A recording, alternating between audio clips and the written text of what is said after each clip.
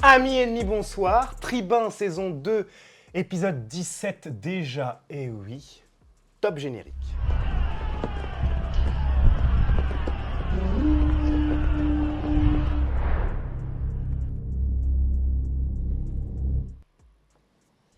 Merci d'être avec nous pour la reprise de ce format de l'arène en ce mercredi soir, premier mercredi de juin. Et on a décidé de commencer ce mois-ci, vous avez peut-être pu le voir dans le trailer, par une émission consacrée à la géopolitique avec Pierre Castex, que vous avez déjà vu cette année Bonsoir. et que l'on revoit. Donc Pierre, bonsoir. Bonsoir. Représente-toi pour nos auditrices et Euh, auditeurs. je suis Pierre Castex, j'ai 21 ans. Je viens ici en tant que représentant, porte-parole des Jeunes Insoumis d'Île-de-France. Voilà. Toujours pas de lien de parenté avec Jean Castex? Toujours pas. Toujours pas, d'accord. C'est bien de le préciser aussi, c'est important, parce que justement, notre invité ce soir en distanciel depuis Bruges et la Belgique, Marceau Pérez. Bonsoir Marceau. Bonsoir. Merci Donc, d'être avec nous pour cette grande première pour toi. Et donc je te laisse, tout comme Pierre, te présenter à nos viewers. Très bien. Alors, je m'appelle Marceau Pérez, j'ai 24 ans, je suis donc étudiant à Bruges au Collège d'Europe cette année et je suis par ailleurs, je suis en train de terminer mes études et j'ai fait du droit de l'Union européenne avant et de la philosophie. Voilà, et je représente ce soir les Jeunes démocrates, qui est le mouvement de jeunesse du MoDem. Donc voilà, les Jeunes démocrates étant dans le MoDem dans la majorité présidentielle. Et donc je représente de fait la liste de Valérie Hayé. Dont on aura l'occasion de parler dans la revue Bien d'actu sûr. dans quelques instants Bien avec sûr. la campagne Et je des suis ravi européennes. d'être avec vous, évidemment. Et Pierre qui a hâte de débattre avec toi, il vient de me souffler, mais ça va être haletant et merci encore messieurs d'être là avec nous ce soir. Programme chargé avec une revue d'actu en première partie, vous en avez l'habitude, et une seconde partie consacrée donc à la géopolitique avec de petites surprises, vous allez voir c'est très pédagogique ce soir et ça va être fort bien, et puis une chronique entre la revue d'actu et la joute du soir. Mais tout d'abord, pour commencer, mon billet d'humeur avec un jingle, normalement.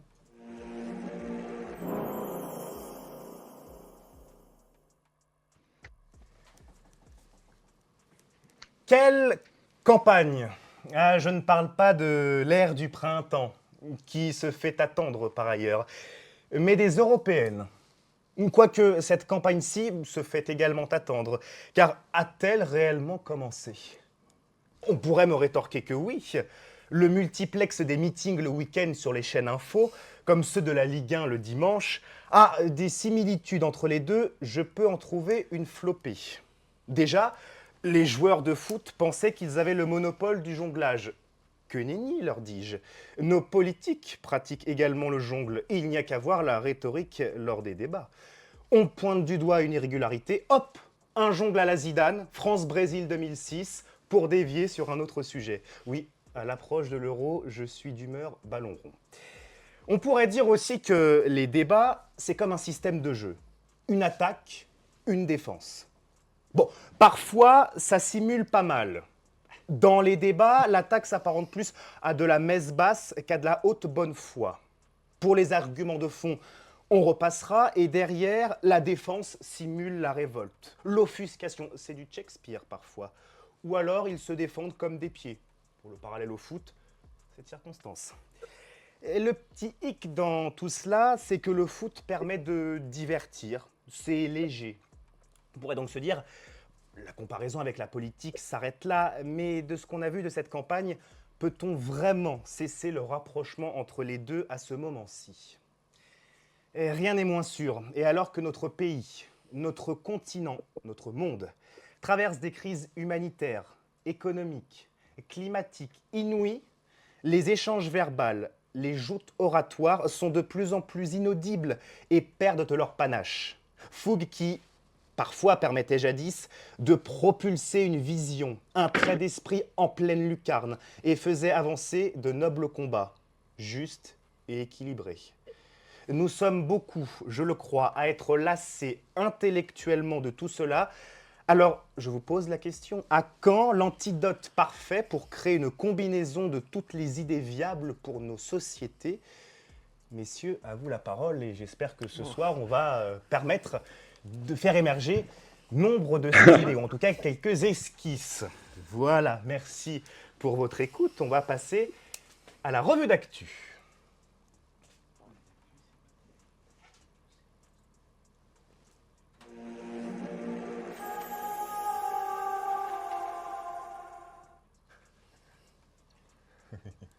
Merci. Il y a un petit délai ce soir, excusez-nous, parce que j'ai le retour sur Marceau en visio, mais je n'ai pas le retour global de l'émission.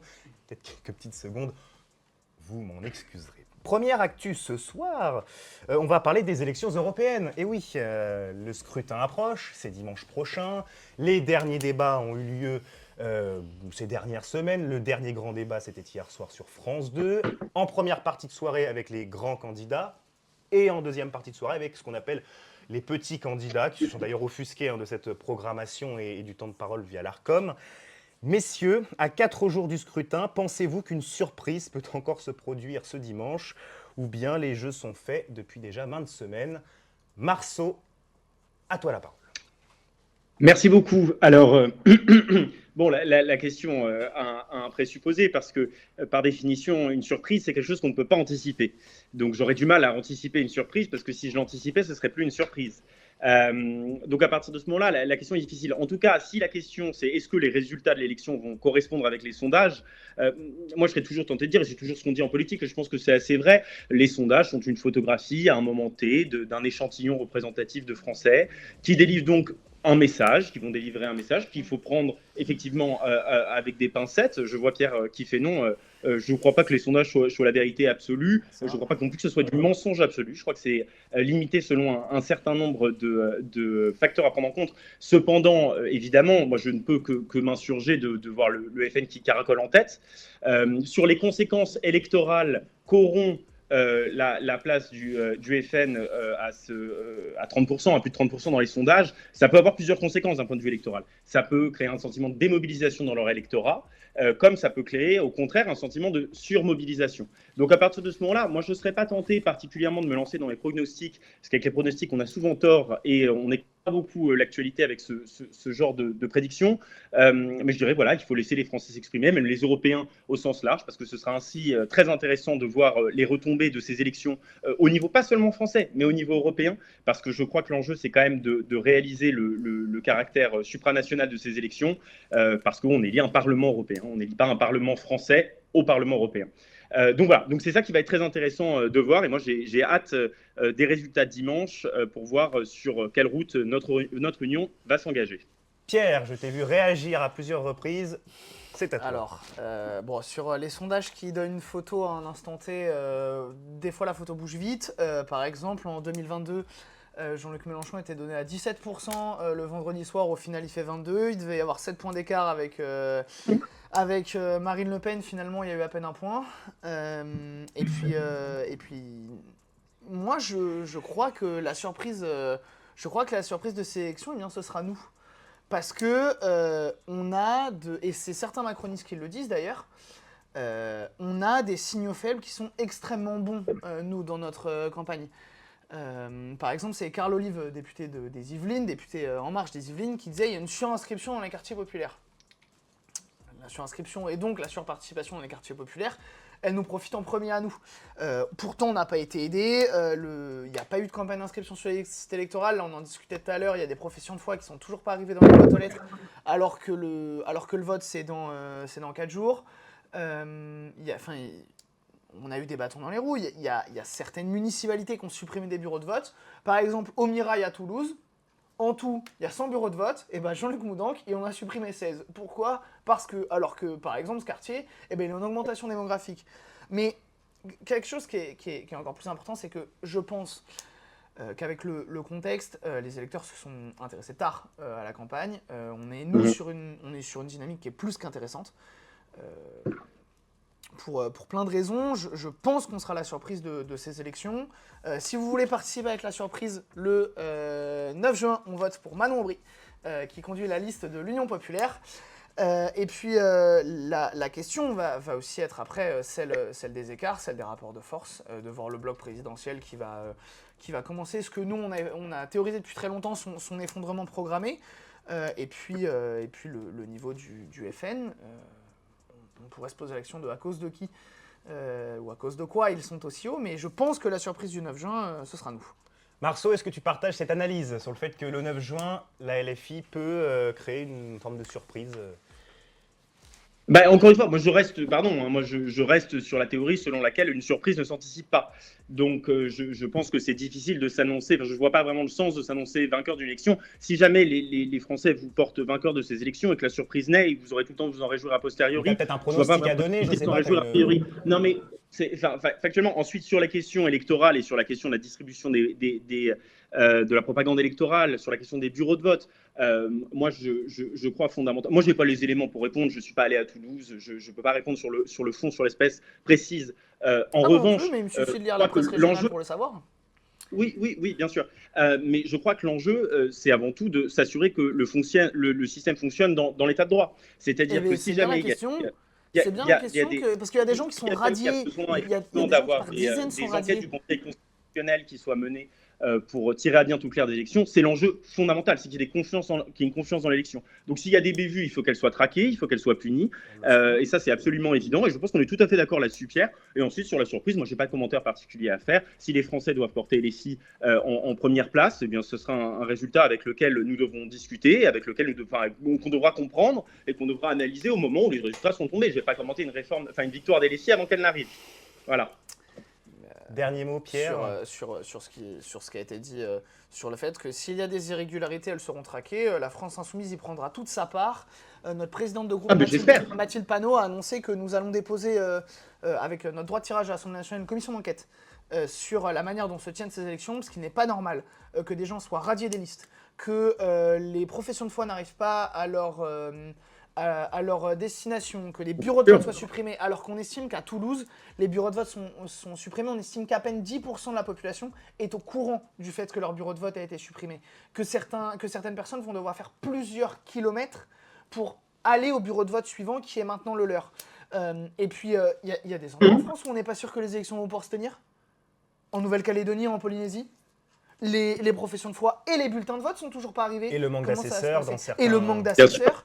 Bien sûr, et le manque d'assesseurs. Comme on le propose depuis plus de 10 ans, un grand service public des élections qui s'assure et que déjà les boîtes privées ne fassent pas leur beurre sur les élections et sur les partis politiques et sur l'argent des Français, parce que pour certains, ils seront remboursés. Parce que nous, étant partie prenante d'une équipe de campagne, je le vois bien, mais c'est pareil modem, là, pour le coup, on est tous dans le même bateau.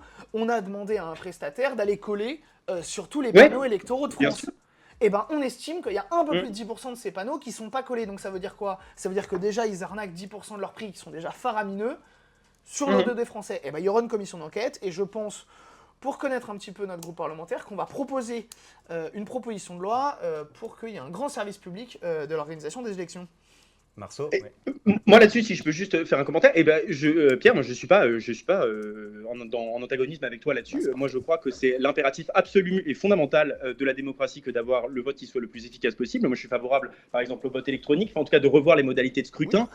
Oui, l'expression du vote, moi je pense qu'aujourd'hui le système de vote est relativement archaïque. Je pense qu'il faudrait revoir même l'intégralité du système de propagande électorale. Bien sûr que c'est pas normal que des prestataires s'arrogent, et en plus on parle de grosses sommes. Moi là je ne travaille pas sur la campagne des européennes, celle-ci, parce que mes études ne me le permettent pas, mais j'ai travaillé avant sur d'autres élections, et oui, je pense qu'il y a un sujet. Et s'il y a un groupe, si le bureau de l'Assemblée nationale décidait de conduire effectivement un groupe d'enquête, enfin une commission d'enquête qui fera l'objet d'un rapport qui sera ensuite étudié par l'ensemble des parlementaires, je trouve ça absolument légitime.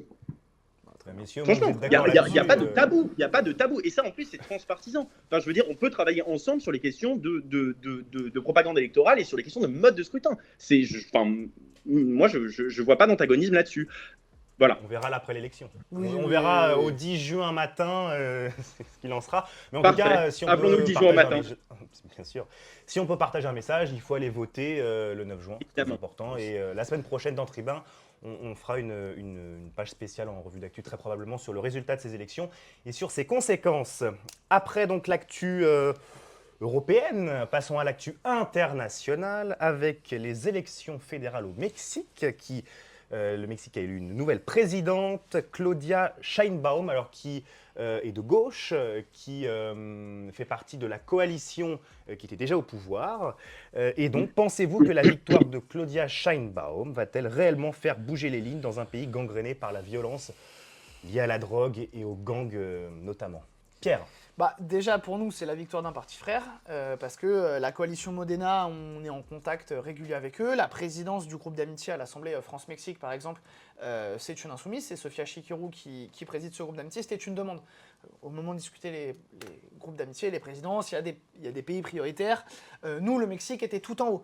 Parce que AMLO, l'ancien président mexicain, est un ami de la France insoumise, qui a un excellent bilan. Et moi, je crois que c'est ça, sur les questions sociales, sur le sécuritaire, j'arrive dans une minute. Oui. Il a un excellent bilan. Lui, contrairement à d'autres, il a baissé la pauvreté, il a doublé le salaire minimum, il a instauré un vrai âge limite de départ à la retraite.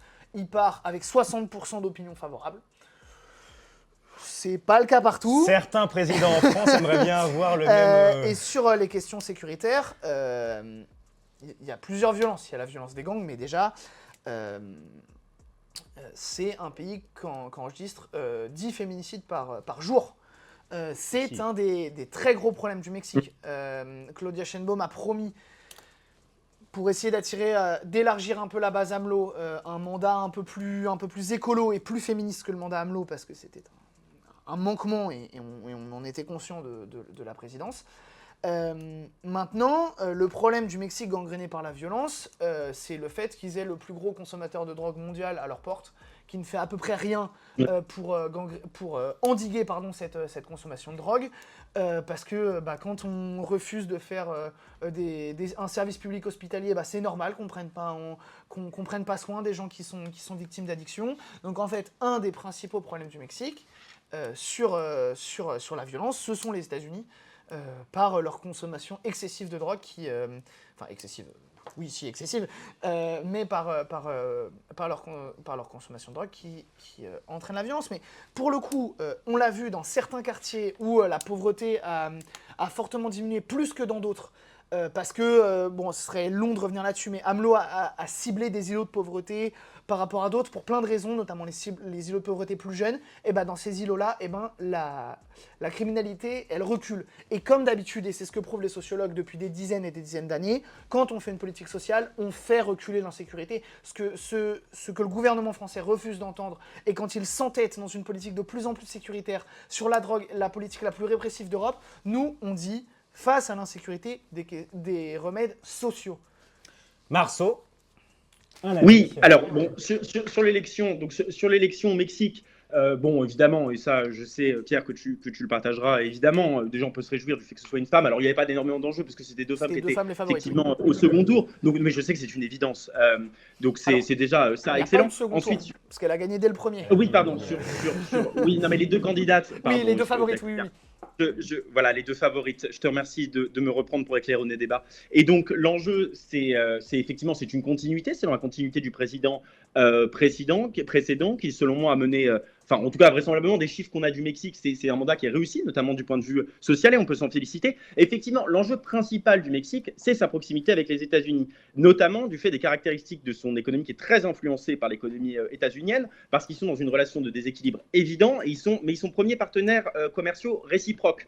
Donc ça pose énormément de questions, et en réalité, une des élections qui va avoir un enjeu extrêmement important pour les Mexicaines et les Mexicains, c'est l'élection présidentielle des États-Unis. Je sais qu'il y a des questions ensuite qu'on se posera sur je veux pas spoil, donc je ne dis rien, mais en tout cas on va se poser d'autres questions après sur la question des États-Unis, évidemment, mais c'est ce déséquilibre-là qui va effectivement conditionner la manière de vivre des Mexicaines et des Mexicains, et donc c'est très intéressant de voir comment ça va évoluer dans les prochaines années au niveau bilatéral. Le président Biden a vraisemblablement signé un ordre exécutif pour limiter les flux de migrants à la frontière. Je ne trouve pas que ce soit un mouvement habile. Quelques jours après l'élection de la nouvelle présidente, j'ai le sentiment que c'est plutôt un message négatif qui est envoyé, et je n'ai pas l'impression que ce soit la bonne manière de mener un dialogue diplomatique efficace avec le Mexique, étant donné l'enjeu de la relation bilatérale. Sur la drogue, je suis d'accord avec toi, c'est évidemment le problème de ce déséquilibre-là, et c'est un sujet fondamental.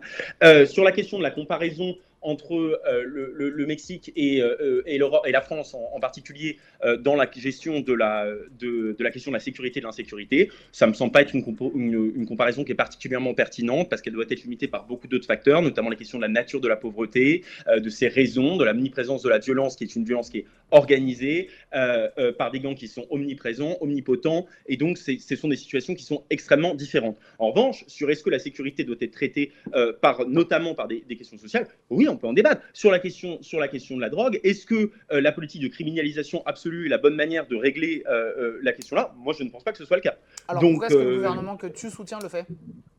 Alors moi, personnellement, je suis au MoDem et je n'ai pas particulièrement de soutien pour la politique sur la question de la drogue et en particulier des drogues douces. Parce que je suis certes militant au MoDem et je suis certes ici pour représenter, mais je reste un homme libre. Et donc on ne me fera pas dire des choses que je n'ai pas envie de dire et je ne soutiendrai pas les parties de la politique du gouvernement que je ne soutiens pas. Sur le Mexique, c'est pas un partenariat déséquilibré. C'est les États-Unis qui, comme d'habitude, rapaces et voraces, qui imposent à leurs voisins une relation économique tout à fait déséquilibrée, mais même au-delà de ça, qui leur interdit d'aller voir ailleurs. Le partenaire naturel du Mexique, c'est évidemment les États-Unis, mais ça doit aussi être, et on comprend, c'est tout à fait logique, c'est l'Argentine et le Brésil, qui sont les deux grandes puissances à son sud. Mais on pourrait aussi penser à la Colombie. Eh bien, c'est étonnant.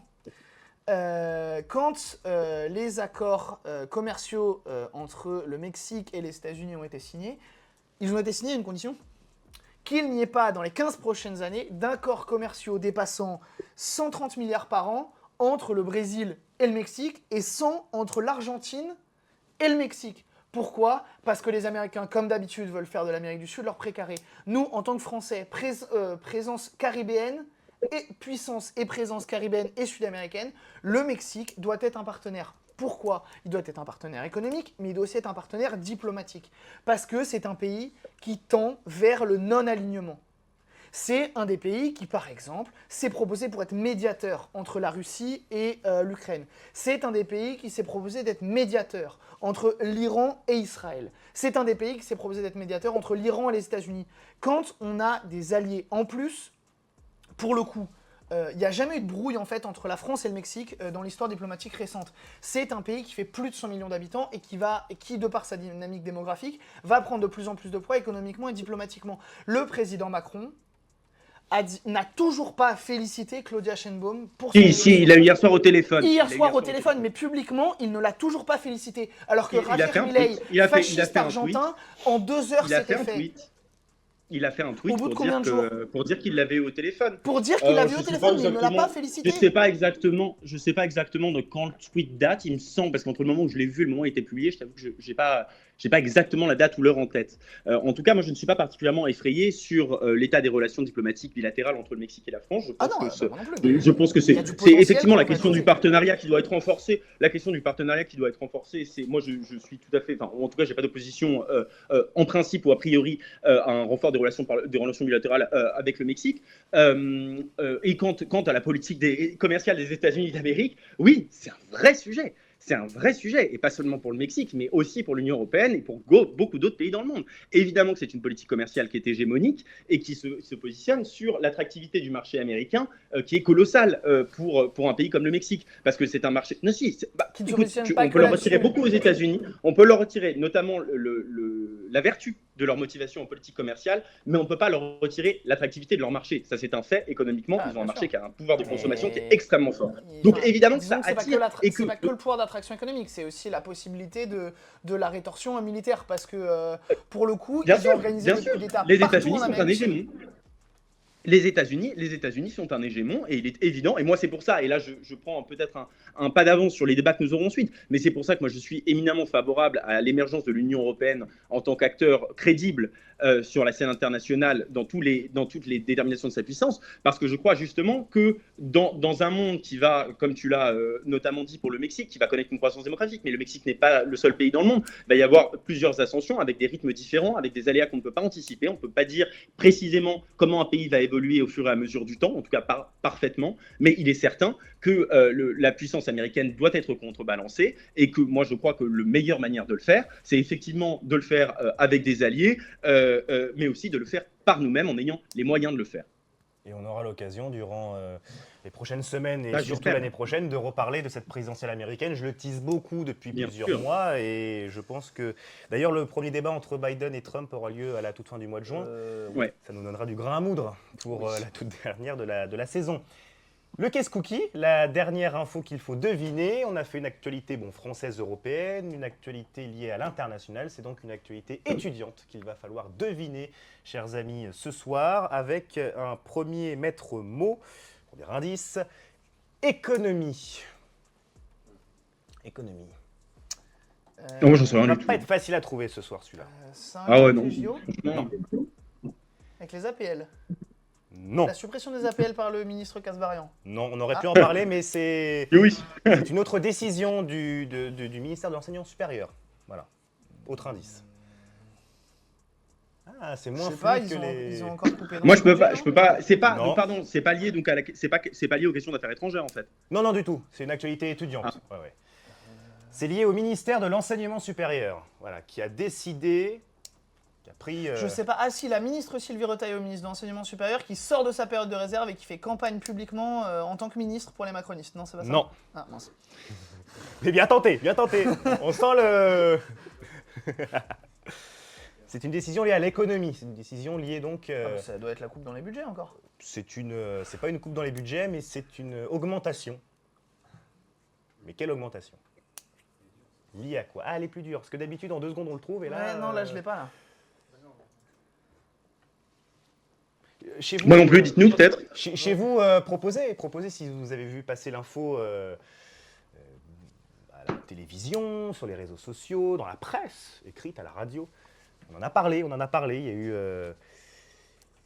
y a eu cette Non, annonce. là comme ça, là j'ai pas là. Il y a eu cette Moi, annonce. je l'ai pas non Vous plus. séchez Honnêtement, je suis pas Ouais. bon de net. Bon, et ben, le case cookie n'aura pas été trouvé ce soir. C'est peut-être une première dans l'histoire des case cookies. Ah mince, bah Pierre, on n'est pas bon, hein. Non. Non, la mais dernière fois il j'avais était trouvé vite. pas, mais- ouais, il est un peu compliqué. Mais quoique, le cabinet ministériel de l'enseignement supérieur a annoncé la fin du gel des droits d'inscription à l'université pour tous les étudiants en 2024. Ça concerne la CEVEC, que toutes les étudiantes et tous les étudiants connaissent. Les tarifs pour suivre les cours en licence vont s'élever à 175 €, soit une augmentation de 5 €. Et les frais d'inscription en master vont passer à 250 €, soit une hausse de 7 €. Sachant que la CEVEC augmente chaque année, hein. Mais là, l'augmentation est plus forte pour la rentrée 2024. Et les étudiants, il faut penser à eux aussi, souhaitant poursuivre en doctorat, devront débourser la somme de 391 €, soit 11 € supplémentaires par rapport au tarif pratiqué ces 4 dernières années. Pour le doctorat, ça n'avait pas évolué. Et la contribution à la CEVEC, qui avait atteint l'année dernière les 100 €, passe à 103 € en 2024. Pierre, une réaction sur ces augmentations? Bah. Est-ce que ça t'étonne? Oh non. Alors. Plus rien ne t'étonne? Pour le coup, non, dans les ignominies antisociales, plus rien ne m'étonne.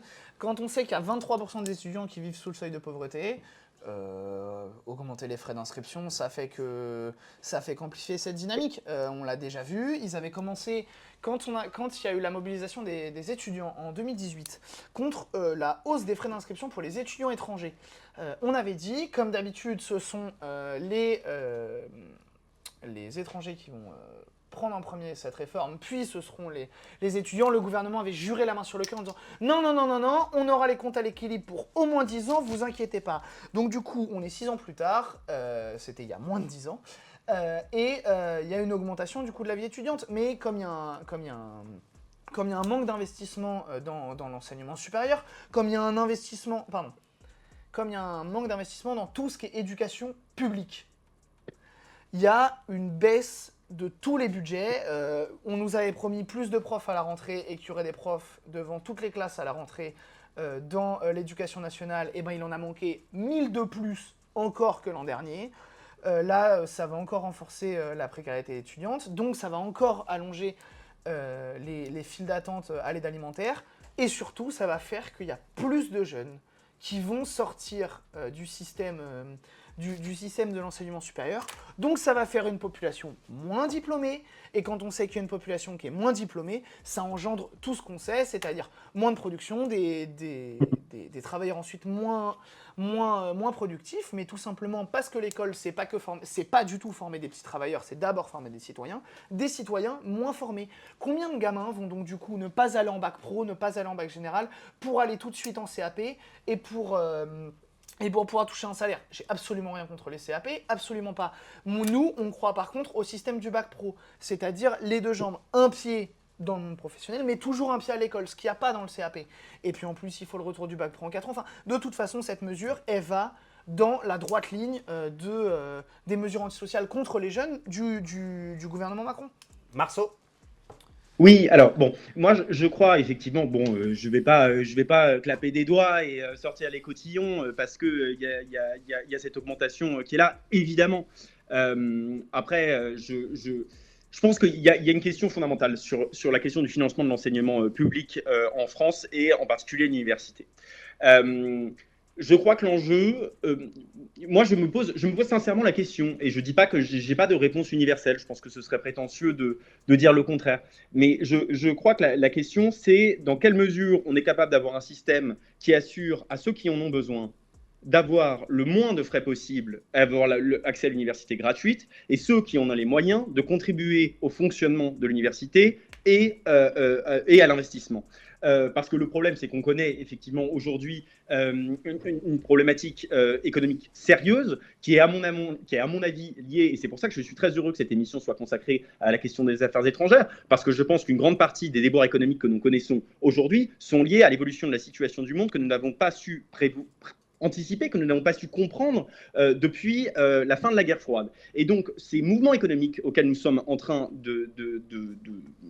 auxquels nous assistons, qui diminuent le mode de vie des Français, enfin qui diminuent comment dirais-je, le pouvoir d'achat des Français, avec une inflation qui est de pire en pire, avec des recettes fiscales qui ne cessent de diminuer. Donc, on a évidemment un problème qui est clair d'équilibre entre les dépenses et entre les recettes de l'État. Et donc, le problème, c'est la question de comment on rééquilibre ce système en y injectant effectivement une part de l'argent des étudiants qui ont les moyens de le faire, pour qu'en contrepartie, ceux qui n'en ont pas les moyens puissent avoir des vraies bourses. Parce que le problème, c'est qu'aujourd'hui, moi, je trouve ça dégueulasse qu'on ait des gens qui soient boursiers et qui ne puissent pas manger à leur faim. Et je préférerais que ceux qui ont les moyens payent davantage plutôt qu'avoir, pardonnez-moi, des gens qui ont des étudiants dont les parents ont les moyens de payer leurs études et qui bénéficient de l'université publique, alors que d'autres qui n'ont pas les moyens de manger ne peuvent pas le faire parce que les bourses ne sont pas suffisamment importantes.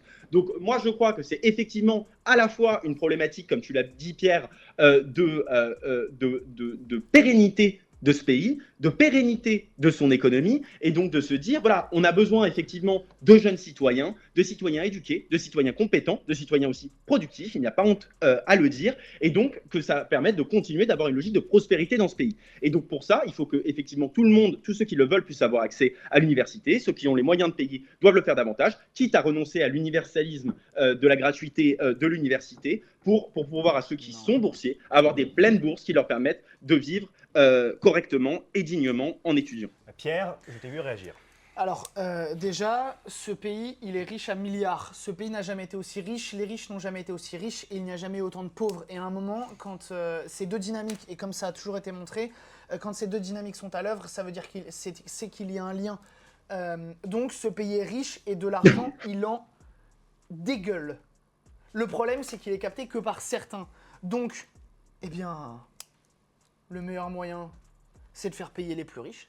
Parce que c'est ce gouvernement qui coupe les mains de l'État, qui fait des cadeaux fiscaux aux grandes entreprises et aux plus riches. On peut parler de la suppression de l'ISF, mais on peut aussi parler des 200 milliards d'exonérations de cotisations sociales tous les ans. Et c'est pas, à la limite, si c'était dans des entreprises productives qui faisaient de la recherche, à la limite, bon, ça pourrait se discuter. Mais quand on m'explique qu'on donne tous les ans 1,5 milliard à la Banque Populaire pour, je cite, faire de la recherche scientifique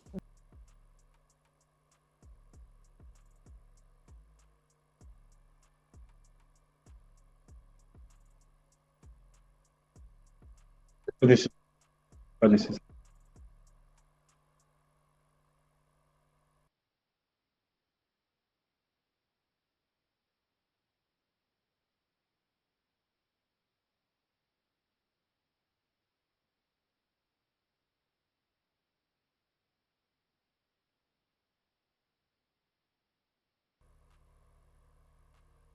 qu'est-ce qu'ils font? Ils compliquent encore l'accès aux bourses.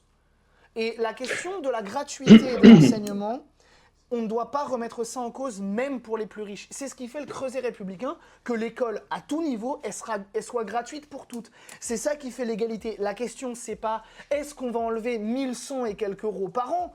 La question, c'est comment est-ce qu'on permet à tout le monde d'être au-dessus du seuil de pauvreté tous les mois. Et ça, c'est pas 1100 euros sur un an. C'est pas 100 et quelques euros sur un an, c'est 1100 euros par mois. Une allocation d'autonomie pour toutes et tous. Pour toutes celles et tous ceux qui sont détachés du foyer fiscal de leurs parents. Et là, il y aura l'égalité républicaine, et deux, il y aura la possibilité pour tous les élèves de France d'aller le plus loin possible dans leurs études. Et ça n'en sera bénéfique que pour toutes et tous. Mais pour ça, il faut prendre l'argent là où il est, c'est-à-dire dans les poches des plus riches qui, depuis des années, et encore plus après le Covid, se sont gavés. Droit de réponse de Marcel.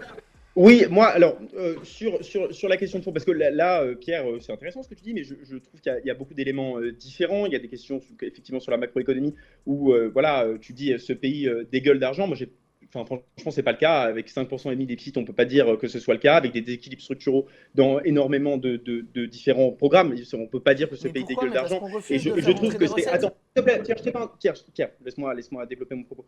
Donc, je crois qu'effectivement, c'est un peu...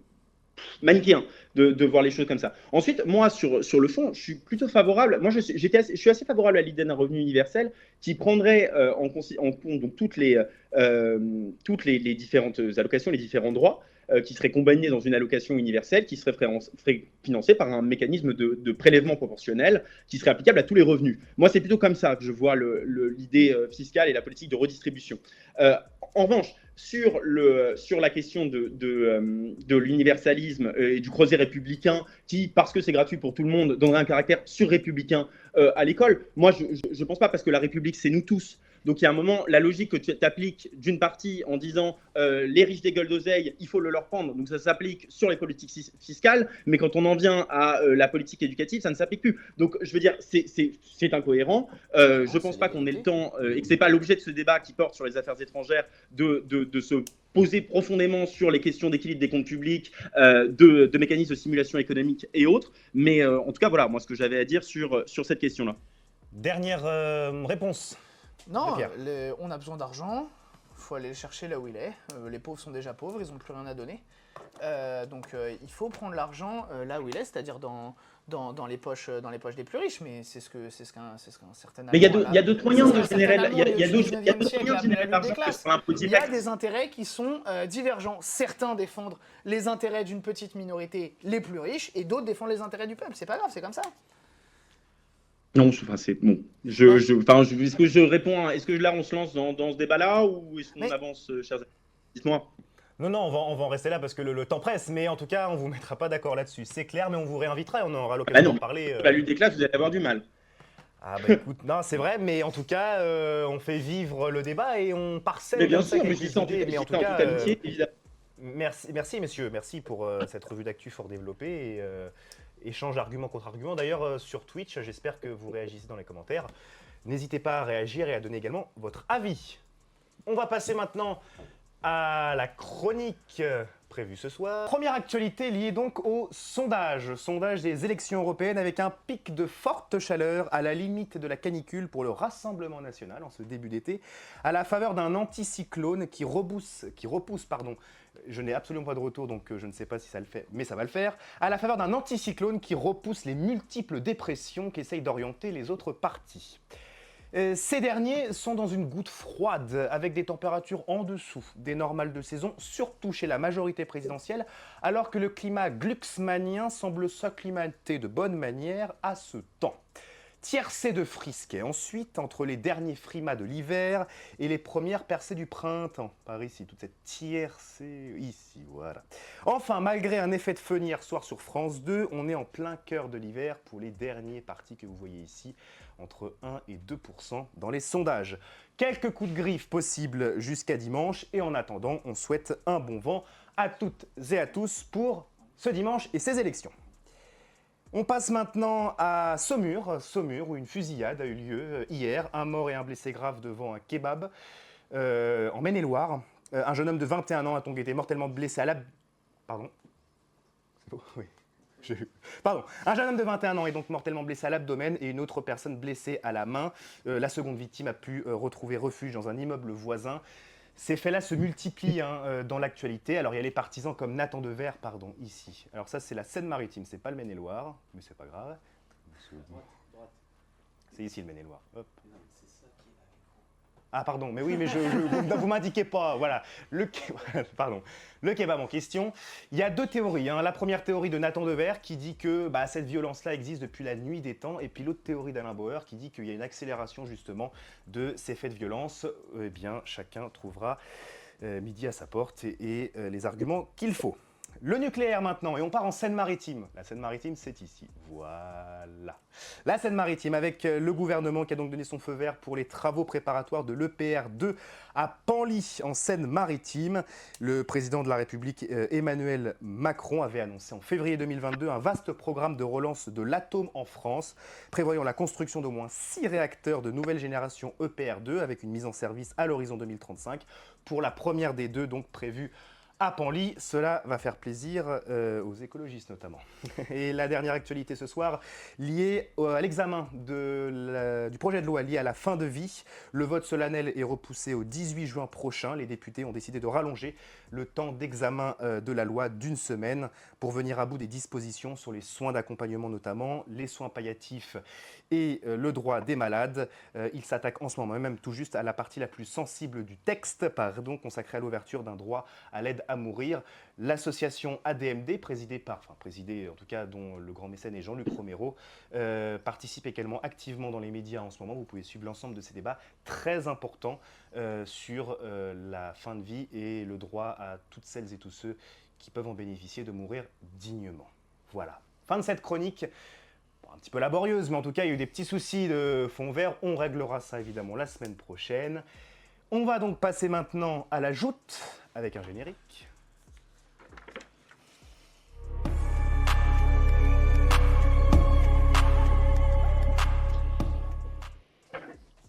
C'est bon ? Voilà, merci à toutes et à tous. Je remets, voilà. On va donc passer à notre joute ce soir liée à la situation géopolitique internationale.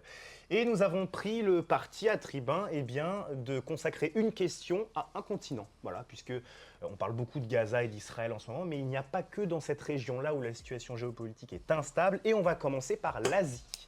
L'Asie avec la situation entre Taïwan et la Chine, très compliqué. Il y a eu une élection présidentielle en ce moment, il y a quelques semaines maintenant, à Taïwan, et cela a renforcé, et en ce moment même, ces tout derniers jours, la tension est plus que palpable entre Taïwan et la Chine. Le nouveau président est favorable à l'indépendance. Messieurs, première question et seule question liée à ce sujet, soutenez-vous l'indépendance de Taïwan et redoutez-vous une reprise en main brutale de l'archipel par la Chine ? Pierre. Soutenez-vous l'indépendance de Taïwan Taïwan qui est sous autonomie de la Chine. Alors il y a plusieurs modalités, c'est pas forcément, mais en tout cas dans les... Non, comme le reconnaît la diplomatie française, non, on n'est pas pour l'indépendance de Taïwan. C'est la ligne de la diplomatie française depuis les années 50. Non, mais en fait, aucun des deux pays ne veut l'indépendance. Ce qu'est la particularité de ce conflit, c'est que les deux pays revendiquent être la Chine légitime, et qu'aujourd'hui, personne ne demande l'indépendance de Taïwan. Une reprise en main brutale de l'archipel par la Chine, c'est un risque. C'est pour ça qu'il faut travailler à ce que ça ne se passe pas par la violence, et c'est pourquoi il faut sortir les États-Unis du processus de discussion. Il faut qu'il y ait des pays médiateurs, comme cela a été proposé. Par exemple, l'Inde s'est proposée pour être médiatrice. Israël s'était proposé pour être médiatrice, l'Italie s'était proposée pour être médiatrice, et malheureusement, la France, alors qu'elle est membre du Conseil de sécurité, ne s'était pas proposée pour être médiatrice, alors que pour le coup, au vu de nos relations respectives avec la Chine, avec Taïwan, je pense qu'on pourrait être le bon client pour y parvenir. Mais comme le reconnaît la diplomatie française depuis plus d'un demi-siècle, non, il n'y a pas de Chine. Marceau. Alors, donc, prenons les choses dans l'ordre. Donc, effectivement, moi d'abord, sur les termes de la question, il y a la question de la reprise en main de Taïwan. moi, ce que j'aimerais dire, c'est que la République de Chine qui existe à Taïwan n'a jamais fait partie de la République populaire de Chine. Elles n'ont jamais donc fait partie du régime communiste, sont nées en 49. Donc la question de l'indépendance, en réalité, quand tu dis que la France ne reconnaît pas l'indépendance de Taïwan, c'est vrai, la France est dans une position qui est extrêmement ambiguë, comme beaucoup d'autres pays, comme la majorité des États dans le monde, à part les 4 ou 5 États qui reconnaissent officiellement Taïwan comme un État souverain, la majorité étant des îlots.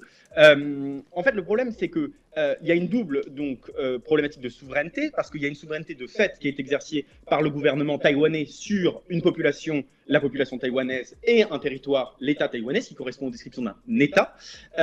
Mais il y a effectivement un manque de reconnaissance dans le système international. Donc la question, c'est est-ce que la Chine, la République populaire de Chine, veut envahir cet État hybride qu'est Taïwan? La réponse, selon toutes les manifestations que nous donne la Chine à voir, la réponse est oui. La Chine mène des exercices militaires d'une intensité de plus en plus importante dans le détroit de Taïwan. Il y a des pressions constantes. Les gardes-côtes chinois violent systématiquement, tous les jours, les eaux territoriales taïwanaises et japonaises à Okinawa. Donc, il y a effectivement une pression militaire chinoise qui est extrêmement importante, le doublement des capacités militaires de la flotte, la multiplication du nombre de sous-marins, de porte-avions. Oui, il y a une pression chinoise extrêmement importante. Sur la question de la médiation, je suis navré, mais c'est assez naïf. Parce que une médiation, c'est quoi? Une médiation, c'est deux États qui veulent se parler et qui choisissent un État tiers, ou, enfin, je dis des États ou des organisations quelconques, choisissent un autre État pour organiser des négociations. En l'espèce, quand vous avez un pays, alors État ou pas, mais en tout cas une nation qui veut vivre libre, qui veut vivre fière, qui veut avoir des droits individuels, qui veut avoir une liberté d'expression, une liberté de la presse, le droit de se réunir, la circulation des mouvements, des personnes et des opinions, et que vous avez à ses portes une puissance impérialiste et profondément dictatoriale et totalisante. Enfin, je veux dire, c'est évident que les Taïwanais veulent vivre libre. Ensuite, moi je crois que quand on est dans cette situation-là et qu'on a une Chine qui présente des velléités impérialistes, la question de la médiation, si vous voulez, c'est comme quand on parle de médiation entre l'Ukraine et la Russie. Si vous voulez, il n'y a pas de médiation à partir du moment où il y en a un pays qui envahit un autre et qui extermine. Et donc, moi, je conclus sur la question de la présence des États-Unis ou non. C'est pas nécessairement mon souhait. Mais le fait est que quand on regarde la situation internationale telle qu'elle est, la présence des États-Unis et les garanties de sécurité offertes par les États-Unis à Taïwan garantissent la liberté des Taïwanais. Le jour où les États-Unis cesseront de baquer Taïwan, Taïwan sera très probablement envahi par la Chine et la Chine connaîtra un boulevard de par cette rupture du containment qui a été mis en place pour limiter l'ascension de la Chine qui part effectivement donc du sud du Vietnam, du sud du Laos et qui remonte jusqu'au nord du Japon, qui est une ceinture militaro-industrielle qui a été mise en place pour empêcher l'extension de la Chine. Et il est certain que si Taïwan tombe, l'ensemble de ces îlots tomberont et que la domination chinoise en mer de Chine et dans le Pacifique sera totale. Ce qui serait absolument au détriment, non pas nécessairement des intérêts occidentaux, mais ce serait l'effondrement de nos valeurs qui sont, je crois qu'on les partage, la démocratie et la liberté. Pierre, manifestement des points de désaccord. Alors, les intérêts occidentaux, déjà, je ne sais pas ce que c'est, premièrement, parce que ça ne veut rien dire. Ah non, mais je ne parle pas d'intérêts occidentaux, justement, je parle de valeurs. Là, oui, mais sur la question des intérêts occidentaux, on y reviendra, mais ça ne veut rien dire.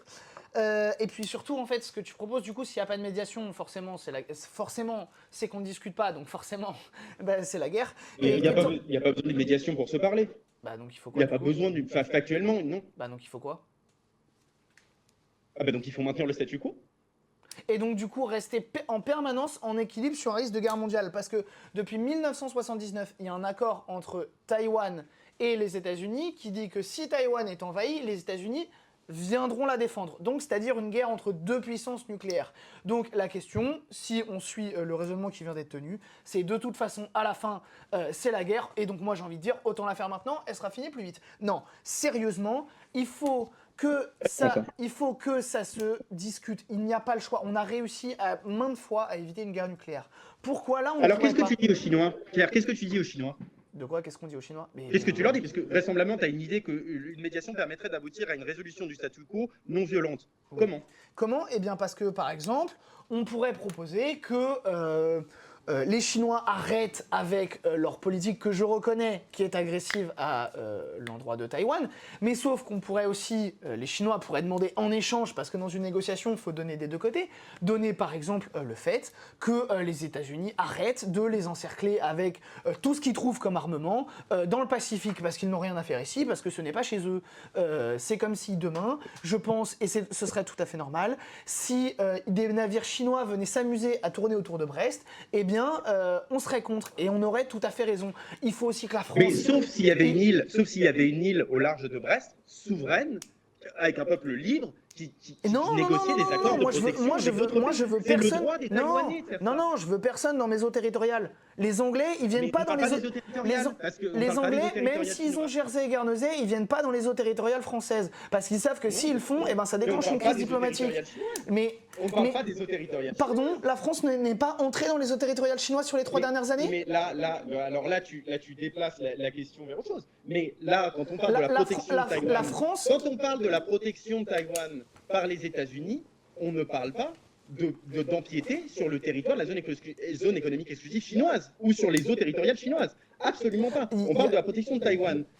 Il n'y a pas des violations fréquentes de la part, des États-Unis des eaux territoriales chinoises. Alors, je t'en prie. Eh bien, pas plus tard qu'il y a 2 semaines, c'était le cas. Deux frégates américaines ont été vues dans les eaux territoriales chinoises. Mais c'est Pourquoi ? condamnable. Et c'est très bien, c'est condamnable. Ok, d'accord. Ok. Et ben donc du coup, on Ça arrête, change pas le statu quo. on arrête cette dynamique de l'escalade pour permettre, par la Mais la discussion. dynamique de l'escalade, elle est chinoise, Pierre. Mais C'est il y a chez des les violations Chinois. du droit international des deux côtés. Mais c'est quand même différent d'avoir. Et puis, Si la effectivement, Chine il y a est 2 semaines, il y a encerclée. 2 corvettes américaines Mais- qui ont dépassé mais les lignes. il n'y a de pas 500 de kilomètres. corvettes C'est pas américaines. bien. Non, je dis que c'est pas bien. En revanche, mener l'exercice militaire le plus important de l'histoire de la République populaire de Chine à l'endroit de Taïwan, c'est autre chose Mais- en termes de symbole, en termes de puissance qui est déployée. On joue pas du tout sur les Mais mêmes il n'y a enjeux, pas de là. corvettes américaines. Il y a des armes nucléaires américaines aux Philippines, sûrement à Taïwan, en Corée du Sud, au Japon, potentiellement en Indonésie. On pense qu'il y en a aussi à Singapour. C'est pas 2 corvettes. C'est pour viser qui? Pourquoi est-ce qu'elles sont là, Et donc ces ça, armes ça nucléaires? légitime. Et donc ça légitime l'invasion. Et donc ça légitime pour toi la rupture du statu quo Alors, avec Taïwan. j'ai pas dit C'est-à-dire que qu'à partir du moment où J'ai il y pas a dit des que ça pays légitimait. qui demandent la J'ai dit que protection ça des États-Unis, participait au fait qu'il y ait une escalade. En moi, montrant. je pense pas. Moi, je pense que l'escalade. Ah moi, bon, je pense d'accord. que l'escalade, Donc, c'est un projet impérialiste. quand il y a des actes qui sont des actes bellicistes et agressifs, d'un côté, c'est une provocation guerrière, mais de l'autre côté, ce serait tout à fait légitime. Il faut Non, parce admettre que que la question, Chine c'est est devenue souveraineté une d'un grande peuple au milieu. puissance. On leur parle comme à une grande c'est la puissance. souveraineté d'un peuple. Pierre, la question, c'est la question. Moi, ce qui me préoccupe, c'est la liberté des Taïwanais. Mais est-ce qu'on a déjà posé Moi, la je question, dis, Régis quand ils vivent, je pense que quand les Taïwanais vivent, même si c'était le cas, et je ne rentre pas dans les détails techniques, mais en tout cas, quand les Taïwanais vivent avec la garantie de citoyenneté, la garantie de protection américaine, et que l'armée taïwanaise est capable d'acheter des armes américaines, d'en produire et de construire un modèle de protection contre les Chinois, moi, je crois que les Taïwanais sont libres. Et la réalité, c'est que si demain la Chine prenait Taïwan, les Taïwanais ne le seraient plus. Et ça, je crois que quand on est humaniste ou quand on a un tant soit peu, et tu me parlais de lutte des classes tout à l'heure, moi je crois que quand on croit au genre humain, on ne peut pas penser que c'est légitime que les Chinois envahissent les Taïwanais et les privent de leur liberté, quand les Américains, aussi impérialistes soient-ils, et ils l'ont fait à plusieurs endroits du monde, et c'est absolument ignoble, Ça. et c'est tout à fait condamnable, mais en l'espèce, à Taïwan, les armes américaines servent à protéger la démocratie sauf taïwanaise. que, Et moi, sauf je que pense qu'on ne doit pas en rougir. tu le disais tout à l'heure, ta formation est en droit européen, la mienne est en droit international. En droit international, il n'y a qu'une seule Chine, il y a un problème de statut, et en droit international, la guerre est le dernier moyen. Il faut parler avant. Parler de quoi, de qui, c'est aux Taïwanais et aux Chinois de se mettre d'accord. Mais sauf que ce n'est qu'un seul et même pays. C'est ce que reconnaissent tous les États du monde. Alors, à un moment, ce sont aussi les affaires des Taïwanais et des Chinois qui Et doivent donc se à partir parler. du moment où il n'y a qu'un seul pays qui est reconnu internationalement, tu pars du principe que ça constitue un fait comme ça. C'est-à-dire qu'à partir du moment où Taïwan n'est pas considéré comme un État, ça veut dire que les Taïwanais ne sont pas libres de choisir leur gouvernement. C'est absolument pas ce que j'ai dit. On est Leurs alliances. on est pour l'autodétermination des peuples, mais sauf que c'est qu'il faut que les Taïwanais soient en capacité d'exprimer cette volonté, mais que ce soit par leur gouvernement ou par leur peuple. Mais le problème, Mais c'est ils l'ont qu'avec fait, par le biais ce climat de d'élections. guerre permanent et ce chantage à la guerre permanente, eh ben, il ne peut pas y avoir de construction sereine. On ne Mais il y doit a pas pas de toujours être dans le chantage rapport de militaire. force guerrier, le rapport de force diplomatique et la discussion diplomatique, elle fonctionne aussi. Parce que sinon, Oui. c'est la guerre généralisée. Messieurs, oui. Mais évidemment que la Oui. diplomatie, ça fonctionne. Mais quand t'as un pays qui veut. Là, en l'espèce, on a un pays qui est démesuré par sa taille et sa population par rapport à Taïwan. On est quand même d'accord que si on prend la Chine populaire et la République de Chine, on part sur quand même deux échelles absolument différentes en termes de puissance, cette capacité de projection. Donc moi je crois que Taïwan n'est pas une menace pour la Chine est une menace pour Taïwan. Donc quand tu vas dire à des Taïwanais qui voient leur sécurité menacée, qui voient leur Je démocratie suis pas d'accord. attaquée systématiquement par les Chinois, et tu vas leur dire oh, mettez-vous autour de la table enfin. Négocions avec les Chinois, voyons ce qu'ils veulent. L'objectif de politique étrangère de la Chine, c'est la soumission de Taïwan. Ce n'est pas entendable pour le Taïwanais et c'est légitime. Messieurs, moi, Donc à partir de ce moment-là, il y a des voies diplomatiques qui existent, Oui. qui sont déjà en cours, et la non-reconnaissance de Taïwan comme un État indépendant est justement une garantie de sécurité pour la paix, et c'est pour cela que beaucoup d'États ne reconnaissent pas Taïwan, c'est pour pas qu'il y ait une généralisation du conflit. Donc dire qu'il n'y a pas de diplomatie qui est faite, c'est mensonger. Et ensuite, quand un des objectifs de politique étrangère d'un État, c'est d'en envahir un autre, les négociations ne sont pas possibles. On joue avec la vie des gens. Sauf que quand un État n'existe que pour être une base militaire d'un autre pays, c'est qu'il y a un problème. C'est tellement insultant ce que Mais tu de dis à quoi l'endroit c'est des tellement Taïwanais. insultant? Les Américains l'ont fait plein de fois. Le Kosovo, c'est là pourquoi? C'est Mais- là pour avoir une base militaire en Europe. C'est eux qui l'ont dit. C'est la théorie de Kissinger. C'est pas moi qui fais la politique américaine. Henry Kissinger qui dit les Taïwanais, s'ils n'étaient pas à moins de 1000 km de la côte chinoise, nous n'en aurions rien à faire. Le cynique, c'est pas moi. Moi, je veux juste que ce soit réglé à l'ONU dans des cadres institutionnels. Les Américains, ils voient juste de Taïwan la Mais porte ça ne d'entrée peut pour pas l'être déstabiliser à la partir Chine. Surtout, messieurs, par rapport à ces débats, et au-delà de vos convictions qui sont très profondes, la question que j'aimerais poser, c'est, sans utopie, la vision pour l'avenir. C'est-à-dire, qu'adviendra-t-il de Taïwan concrètement vis-à-vis des faits que l'on a en notre possession? Que pensez-vous qu'adviendra de Taïwan ces prochains mois, ces prochaines années? C'est un lieu de tension. J'ai pas de boule de cristal dire ce qui se passera dans les prochains mois. J'espère que les discussions diplomatiques rompues depuis compliquées depuis plusieurs années entre Chinois et Américains, et donc du coup entre Chinois et Taïwanais, pourront reprendre. Mais je pense que l'engrenage, mais un engrenage, ça marche des deux côtés. L'engrenage dans la région va s'arrêter. Et il y a un moment où il faudra passer par la discussion, parce qu'il y a comme ça a pu arriver dans l'histoire, potentiellement une erreur, potentiellement un geste de travers d'un côté ou de l'autre qui peut tout faire dégénérer. Marceau, tout dernier mot avant de passer sur l'Afrique. Oui, tout dernier mot très rapide. Moi, je dirais que tout simplement, Taïwan a acquis elle-même sa souveraineté par la question des semi-conducteurs.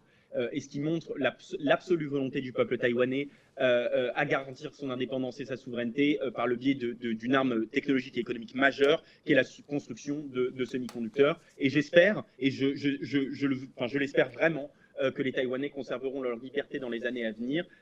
Tu parles comme si c'était déjà la guerre, ça ne l'est pas. La démocratie, la diplomatie, elle est ouverte. C'est bien pour ça qu'on reçoit Xi Jinping. C'est précisément pour éviter d'avoir ce genre de conflit qui dégénère. C'est pour ajouter de l'apaisement. Donc je crois que la politique que tu décris de la diplomatie, c'est parfaitement celle qui est menée par les gouvernements européens et par l'Union européenne, par le biais du haut représentant à l'heure actuelle. Donc je te remercie du complimentaire. Merci messieurs pour ce débat, ce premier débat sur l'Asie, fort intéressant. On part maintenant en Afrique avec la situation à l'est du Congo, une situation de véritable crise humanitaire, là je crois qu'on peut employer les termes. Oui. À l'est du Congo, donc entre la rébellion du M23 soutenue par le Rwanda qui encercle Goma. Goma, c'est une ville d'à peu près 2 millions d'habitants à l'est du Congo, pour situer un petit peu géographiquement. Et depuis que les insurgés ont repris les armes en 2021, pour contextualiser un petit peu les faits, jamais les combats n'avaient été aussi proches de cette capitale du Nord Kivu, qui est une région de l'est du Congo. Des centaines de milliers de déplacés depuis ces dernières semaines, ces derniers mois, c'est absolument affolant. C'est un conflit qui dure depuis 30 ans, ce n'est pas un conflit qui a émergé ces derniers mois. Sur fond de rivalité ethnique et de pillage de ressources minières, il y a un véritable enjeu économique là-dessous. Alors pourquoi un tel silence, selon vous, des médias vis-à-vis du conflit qui s'est installé entre les combattants du M23, soutenus donc par l'armée rwandaise, et l'armée congolaise d'autre part, appuyée par les milices pro-gouvernementales Ouazalendo, pour situer un petit peu les deux forces en présence. Pierre, pourquoi un tel silence des médias? Parce que les médias privés français ne font pas leur travail. Et que. Mais même au niveau du service public, même France Ah, Télévisions par exemple, n'en parle pas assez, je veux dire, on parle beaucoup de... Ah oui, non, mais bien sûr, mais parce que certains médias en parlent. L'Humanité en a parlé, Le Monde Diplo, premier journal le plus français, le plus lu dans le monde, en a parlé plusieurs fois. Le média. Arte, on en a parlé beaucoup aussi. Le média en a parlé. Comment? Arte, on a pas mal Arte beaucoup en a parlé, aussi. qui est un média allemand pour le coup. Franco-allemand avec une rédaction qui est quand même essentiellement allemande. Oserions-nous dire européen? Oula. Oh. Et non, et pour le coup, les seuls à avoir vraiment mis la lumière sur ce conflit, c'est les Insoumis. 2 députés de notre groupe ont proposé une résolution de condamnation du M23 devant l'Assemblée. C'était Arnaud Le Gall et Carlos Martins Bilongo pour condamner le M23. Les Insoumis s'y sont rendus en début d'année. Le président congolais, quand il est venu à Paris, a tenu à rencontrer Jean-Luc Mélenchon dans une rencontre bilatérale. Et la question, c'est que en fait, nos médias français privés s'en fichent de l'actualité internationale déjà. Et encore plus quand c'est une actualité internationale africaine. Enfin, il y a un tropisme occidental de la part des médias privés qui exclut tout à fait certaines zones du monde. L'Amérique du Sud et l'Afrique en premier lieu. La question s'était posée il y a 30 ans lors du génocide du Rwanda. En Et voilà, et 1994, c'est ce que j'allais dire. Mais il y a aussi soucis. sûrement un malaise. En France, vis-à-vis de ces ministres du M23, c'est que la France, on le sait via un rapport du Sénat, a eu un rôle plus que trouble dans le génocide du Rwanda. On pense que déjà, certains génocidaires étaient cachés en France, et ça on le sait. On sait que la France a aidé des génocidaires sur place, à minima sur un appui logistique à l'époque, que rien n'a été fait que rien n'a été fait depuis pour s'excuser. Donc la France, un peu, en étant un peu penaud, essaye de ménager la chèvre et le chou, d'apporter un soutien à la RDC. Bon, apporter un soutien, enfin, quand on voit comment le président Macron parle au président congolais, je suis pas sûr que ce soit un soutien, tout en ménageant un peu les Rwandais qui nous sont bien utiles à l'ONU, comme le disent certains diplomates, alors qu'on parle de 6 millions de déplacés, de plusieurs millions de morts dont on ne sait pas exactement combien elles sont, et surtout d'un pays qui, là, pour le coup, est empiété par son voisin, de la souveraineté sur une région qui lui appartient. Marceau, as-tu la même vision que Pierre justement sur la situation là-bas? Oui, sujet extrêmement compliqué, sujet très complexe, parce que le problème, c'est que le 23, c'est l'arbre qui cache la forêt, parce qu'en réalité, il y a plus d'une centaine de groupes armés dans la région. Donc c'est très compliqué d'y voir clair. En termes de diplomatie opérationnelle, parce que sur la diplomatie parlementaire que tu décris, Pierre, c'est très intéressant, et c'est bien que les parlementaires se saisissent de la question. Après, d'un point de vue opérationnel, je trouve que c'est très compliqué. L'Union européenne mène des projets en RDC et dans la région, notamment des projets de centrales électriques qui sont construits par la délégation de l'Union, enfin en tout cas qui sont financés et co-gérés par la délégation de l'Union, projets qui sont encore en place. Donc on essaye de les maintenir parce que c'est pour assurer les besoins vitaux de la population, notamment l'approvisionnement en électricité et en eau courante. Donc ça, enfin, il faut quand même se féliciter que les diplomates européens sur le terrain réussissent à mener à bien leur mission. Quand il s'agit d'apporter de l'eau potable et de l'électricité aux gens, on peut quand même s'en féliciter. Ensuite, sur la résolution du conflit, c'est très difficile. Le Rwanda ne reconnaît pas sa responsabilité dans l'armement du M23. Le M23 se place comme un libérateur. Donc ça pose énormément de questions. Il y a des narratifs alternatifs qui se confrontent. Il y a la question également des exactions potentielles. Je dis potentielles parce que je n'ai pas les capacités opérationnelles pour vérifier exactement les faits, mais vraisemblablement il y aura aussi des bévues commises par l'armée congolaise.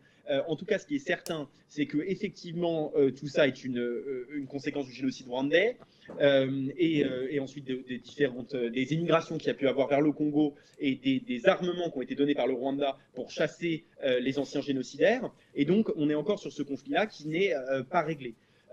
Moi, j'aurais du mal à donner des recommandations précises. Sur le silence des médias, c'est assez évident. C'est-à-dire que ça, il y a beaucoup d'études qui sont menées sur le sujet et qui sont très intéressantes sur quels sont les sujets traités par les médias, comment ils arrivent au cœur. Et il y a un espèce de cercle de vases communicants entre un intérêt de la population et une présentation de l'offre médiatique. Parce qu'en matière médiatique, l'offre fait la demande fait l'offre. Et tout ça est assez diffus en fonction des sujets et des contextes. En tout cas, moi, je crois qu'on peut quand même se regretter, moi je le regrette, que ce ne soit pas un sujet qui soit plus présent dans les médias français, mais comme d'autres crises dont on pourrait parler, par exemple la crise au Yémen, moi je pense qu'on en parle trop peu. Il y a également même les situations à la frontière mexicaine, moi que j'ai un peu regardé du coup, pour préparer sur l'élection de la nouvelle présidente. Il y a énormément d'éléments qui seraient très intéressants, je pense, pour le public français.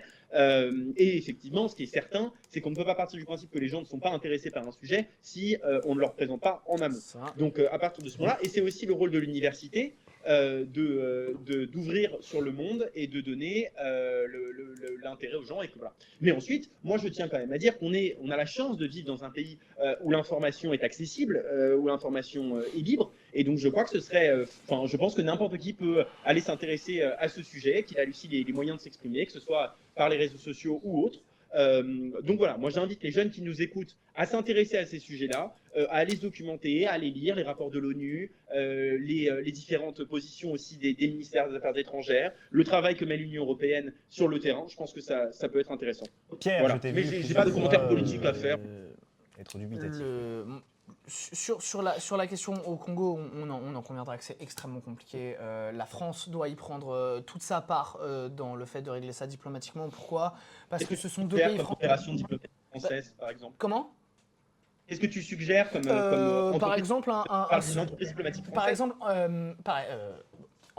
Par exemple, faire un sommet, typiquement un sommet à Paris, ou à Nairobi, parce que même encore plus à Nairobi, je crois, parce que le Kenya s'est proposé pour être mais donc pourquoi la France irait Pourquoi la France irait ? Parce que déjà, c'est deux pays francophones, que la RDC, c'est le premier pays locuteur français en RDC, qu'on est le premier partenaire économique de la RDC et le deuxième du Rwanda, que la situation au Rwanda est quand même en partie de notre faute.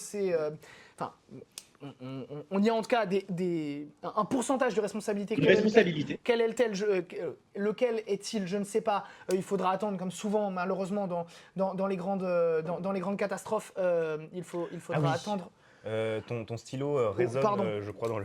Pardon. Il faudra attendre que tous les acteurs soient décédés pour avoir la lumière sur tout ce qui s'est passé. Mais donc, du coup, la France pourrait être motrice d'une mission diplomatique. Sur la question des médias, moi je pense que réfléchir comme ça, c'est réfléchir avec la mauvaise logique. Les médias ne sont pas là pour faire de l'argent, pour voir ce qui rapporte, ce qui ne rapporte pas, quelle information rapporte ou rapporte pas. Le problème aujourd'hui de l'information en France, c'est que 90% de la presse, elle est contrôlée par 9 milliardaires. Et ils font pas ça parce que c'est rentable. Hein. CNews, ça fait 10 ans que ça existe, quasiment. Ils ont passé leur premier semestre à peine rentable de quelques dizaines de milliers d'euros, alors que c'est plus de 60 millions d'euros de budget. La question, c'est par qui et pourquoi est fait l'actualité. Pourquoi, là, donc on est sur les questions internationales, mais pourquoi est-ce que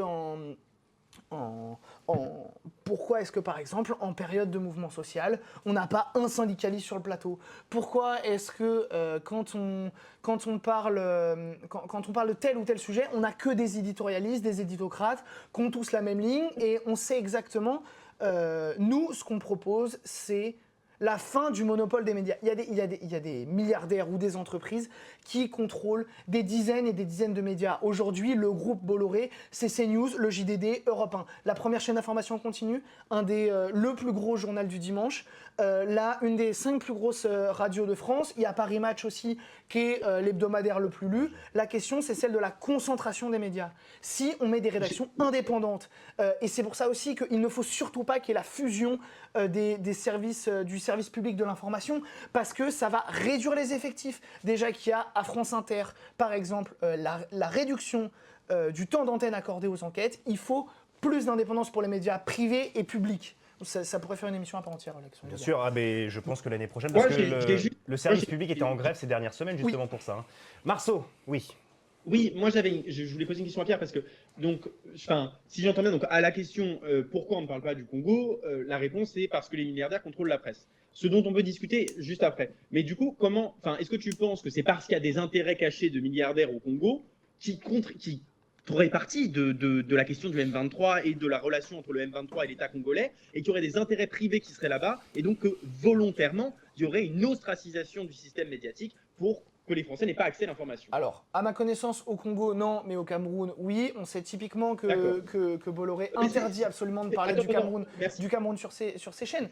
Mais au Congo, non, c'est juste que c'est le raisonnement que tu tenais tout à l'heure sur la rentabilité, sur ce qui intéresse le plus, ce qui permet de vendre le plus de pubs. Je pense pas que. Enfin, peut-être qu'il y en a. Vu comme ce sont des voyous, ça ne m'étonnerait pas. Mais moi, Non, bah, non, si, de dire c'est des voyous, je dis tu peux pas juste. démontrer sur le sujet précis duquel on parle, le lien de Ah non, causalité par contre, entre je peux démontrer un que les facteur, 9 milliardaires, ils ont tous des ennuis avec la justice Oui. les uns avec Ah oui, les oui, oui. autres, Ah, mais donc ça, ce sont des par voyous. contre, Pierre, attends, ça c'est encore autre chose. Là, moi, je me pose la question, encore une fois, je n'ai pas forcément une réponse parfaite à apporter, mais je me pose la question de l'opportunité de penser à un droit de la concurrence spécifique aux médias. Et de penser à lutter justement contre les concentrations. Moi, d'un point de vue économique, je suis défavorable aux surconcentrations. Je pense que les trusts sont néfastes pour le consommateur, ce qui est une pensée très classique. Mais je crois qu'effectivement, du point de vue de l'information, c'est important d'avoir une fragmentation de l'information. Après, j'ai pas le sentiment, peut-être que je me trompe, je suis pas expert de la question médiatique, mais j'ai quand même le sentiment que la circulation de l'information en France, que l'audience des médias indépendants existe, qu'on a un Internet qui nous permet aussi, par exemple, comme on le fait ce soir, d'avoir tout type de débat, et ça, je pense qu'on peut s'en réjouir. Après, sur la concentration, oui, c'est pas normal. Et à partir du moment où ça altère la confiance dans l'institution, dans les médias de manière générale, c'est tout à fait rédhibitoire pour l'ensemble de la société. Donc, sur les règles de concurrence dans les médias, oui, il faut peut-être se poser. Il faut aussi peut-être penser à une réforme de l'Arcom, parce que si ma mémoire est bonne, c'est quand même une institution qui est relativement archaïque, qui a été réformée. En tout cas, ils ont changé de nom il n'y a pas longtemps, mais j'ai pas le sentiment que ce soit vraiment une réforme de fond en comble. Donc, il faudrait peut-être le repenser aussi. Sur la réforme de l'audiovisuel, moi, je crois qu'il y a un élément très important, et je pense qu'il faut vraiment conserver la radio-télé internationale, notamment France 24 et RFI, en dehors de la réforme. Je pense que c'est important d'avoir une spécificité sur les affaires étrangères. Je pense qu'on sera tout à fait d'accord là-dessus. Donc voilà, mais moi j'ai pas particulièrement, bon alors on sera peut-être pas d'accord, mais en tout cas j'ai pas énormément de choses à ajouter sur la question. Dernier mot Pierre, sur la situation aussi précisément là-bas en Afrique, à l'est du Congo. Comme je suis opposé à la réforme de fusion, évidemment que je suis opposé à la fusion des rédactions internationales. Moi je trouve aberrant que France 24 soit 300e sur le numéro des chaînes. Par exemple, il y a France O qui a été supprimée, qui est la 19e chaîne de la TNT. Pourquoi est-ce qu'on n'y met pas TV5 Monde ou France 24? Le problème, c'est aussi l'utilisation. Et pour revenir faire le pont, pendant longtemps, France 24, TV5 Monde et RFI étaient les principaux moyens d'information en Afrique francophone. Pourquoi est-ce que ça l'est plus? Parce qu'il y a des médias locaux qui se sont développés, mais aussi parce que ces médias, ils ont pendant longtemps servi d'organes de propagande de la ligne française en Afrique. La question, c'est que l'Afrique, c'est le continent de demain. Ils se sont fait voler le 19e siècle par l'esclavage, le 20e par la colonisation. L'Afrique sera un des continents avec l'Asie du 21e siècle. Et nous, on a des enjeux avec l'Afrique. Déjà, on a une côte commune.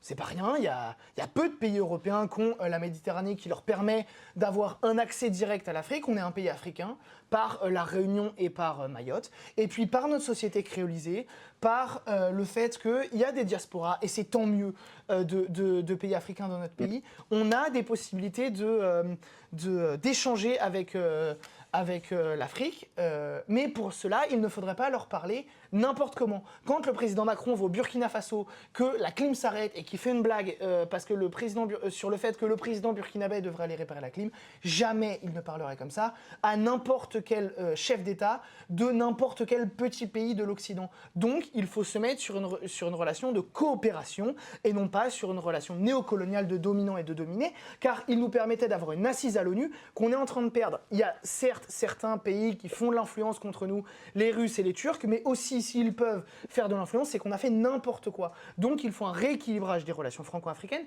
comme Jean-Luc Mélenchon l'a plaidé en République démocratique du Congo, ou comme il vient de le faire avec Ousmane Sonko, nouveau président du Sénégal. Il faut un rééquilibrage. Et quand on aura un rééquilibrage, qu'on traitera de ces questions-là aussi sérieusement que les questions qui attраient aux autres continents de la planète, eh ben, les médias en parleront différemment. Dernier mot sur l'Afrique, Marceau, avant de passer au Proche-Orient. Alors bon, bah oui, mais là, il y a beaucoup de choses parce que là, on est passé de la discussion sur le Congo à les Sur relations l'Est du Congo, entre précisément, la et vision que l'Afrique. tu as sur l'Est Ouais, du mais Congo. oui, bon. Alors, je dis juste un mot. Un mot. Pierre, non, moi, je partage ton constat. Je crois que sur l'Afrique sera un continent clé. Il l'est déjà et il le sera d'autant plus dans les années suivantes. Moi, j'ai eu la chance, quand j'ai travaillé à l'Assemblée, de rencontrer beaucoup de représentants africains de différents pays d'Europe de l'Ouest et de passer plusieurs moments à discuter avec eux et de constater les profonds liens d'amitié aujourd'hui, en tout cas qu'ils ont manifesté à l'endroit de la France et à l'endroit des Français. C'était très touchant, il y a eu des moments très forts. Et je crois qu'effectivement, la communauté linguistique et la communauté géographique qui nous unit avec l'Afrique doit être absolument prépondérante. Je crois que les Russes sont effectivement en train de détruire ça parce qu'ils mènent une politique coloniale extrêmement violente avec l'aide de Wagner, qui est leur outil comment dirais-je, de prise de contrôle des exécutifs et des chefs d'exécutifs en Afrique, sur le fonctionnement du garde prétorienne qui prend peu à peu le pouvoir sur les institutions de sécurité nationale. Donc, effectivement, les méthodes coloniales, ce sont les leurs. Je crois que la politique de la France a été évidemment inqualifiable, sans même revenir jusqu'à la colonisation. La France-Afrique, c'est une honte au visage de la France, ça c'est absolument certain. Mais bon, on n'a pas le temps de développer plus, donc je m'arrête là. Merci Marceau, et on aura, j'espère, l'occasion aussi d'y revenir l'année prochaine. On a beaucoup de choses à développer l'année prochaine dans nos émissions. On part au Proche-Orient maintenant avec donc la situation entre la Palestine et l'Israël. Vous la connaissez, chers viewers, ici toutes et tous. Une question très simple, sans utopie. La solution à deux États est-elle encore possible entre Israël et la Palestine? Pierre. En tout cas, c'est celle que préconise et celle que demande le droit international. Depuis 1967, l'Organisation des Nations Unies reconnaît qu'il doit y avoir deux États. Un État palestinien et un État israélien, avec un partage qui est très clair et bien défini. Là, aujourd'hui, ce qui empêche cette réalisation, c'est le gouvernement d'extrême droite israélien, qui empêche cette réalisation. C'est aussi le fait que les grands pays ne reconnaissent pas l'État de Palestine. La France est censée le faire depuis des années. Le président Chirac l'avait dit, puis le président Hollande l'avait dit, puis le président Macron l'a dit, mais oui, mais peut-être, mais en fait, ce sera non. Donc la question, en droit international, il n'y a pas d'utopie ou de ne pas utopie. En droit, il y a la place pour deux États. Marceau. Oui, alors moi, je suis tout à fait d'accord sur la solution à deux États. Je pense que c'est absolument indispensable, évidemment, et c'est la position de la France depuis toujours. Sur la question de la reconnaissance, moi, je crois que fondamentalement, à date en tout cas, je crois que si demain la France reconnaît la souveraineté de la Palestine, je pense, honnêtement, et je dis pas ça, c'est pas une posture politique, je le pense vraiment, je ne pense pas que ça n'arrêtera le massacre. Mais donc, du coup, donc on la reconnaît quand ? À partir de ce moment-là, il faut se servir de ça, il faut se servir de la reconnaissance comme d'un outil.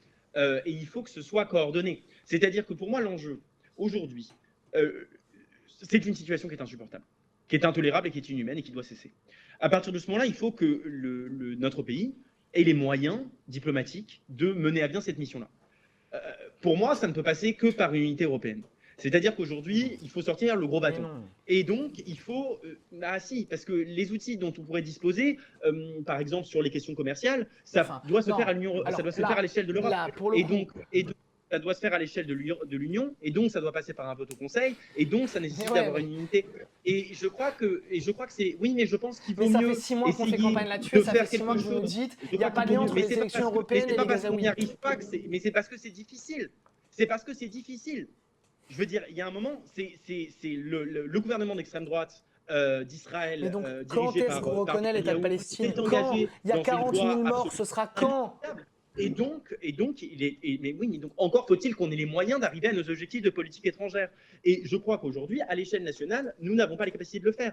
Donc, il me semble que ce qui serait le plus pertinent, et si jamais ça échoue, si jamais on n'arrive pas à utiliser l'outil de la reconnaissance pour obtenir des résultats, c'est-à-dire une inflexion de la politique israélienne, évidemment qu'il faut reconnaître, même si ça ne marche pas. Mais tant qu'on a encore quelques leviers pour essayer d'arrêter Netanyahou, il faut les utiliser. Ensuite, et c'est là que je te rejoindrai sans doute, je présume un peu de ta position et tu m'arrêtes si je fais erreur, mais pour moi, l'acteur qui est le plus déraisonnable là-dedans, ce sont les États-Unis. Parce qu'il est bien évident que si les États-Unis voulaient que ce conflit s'arrête, ce conflit s'arrêterait. Et c'est la grande différence avec la France. La France peut vouloir que le conflit s'arrête, le conflit ne s'arrête pas. Non. Et donc, c'est pour ça. Ah bah alors qu'est-ce qu'on fait? Je suis pas d'accord. Peut permettre d'arrêter le conflit. La France, en tant que membre du Conseil de sécurité, peut convoquer le Conseil de sécurité des Nations Unies. La France, deuxième puissance. Pour faire quoi quand il y a un veto américain? Pour faire quoi? Eh ben, on les convoque toutes les semaines. On fait le Très bien, on fait des réunions à l'ONU.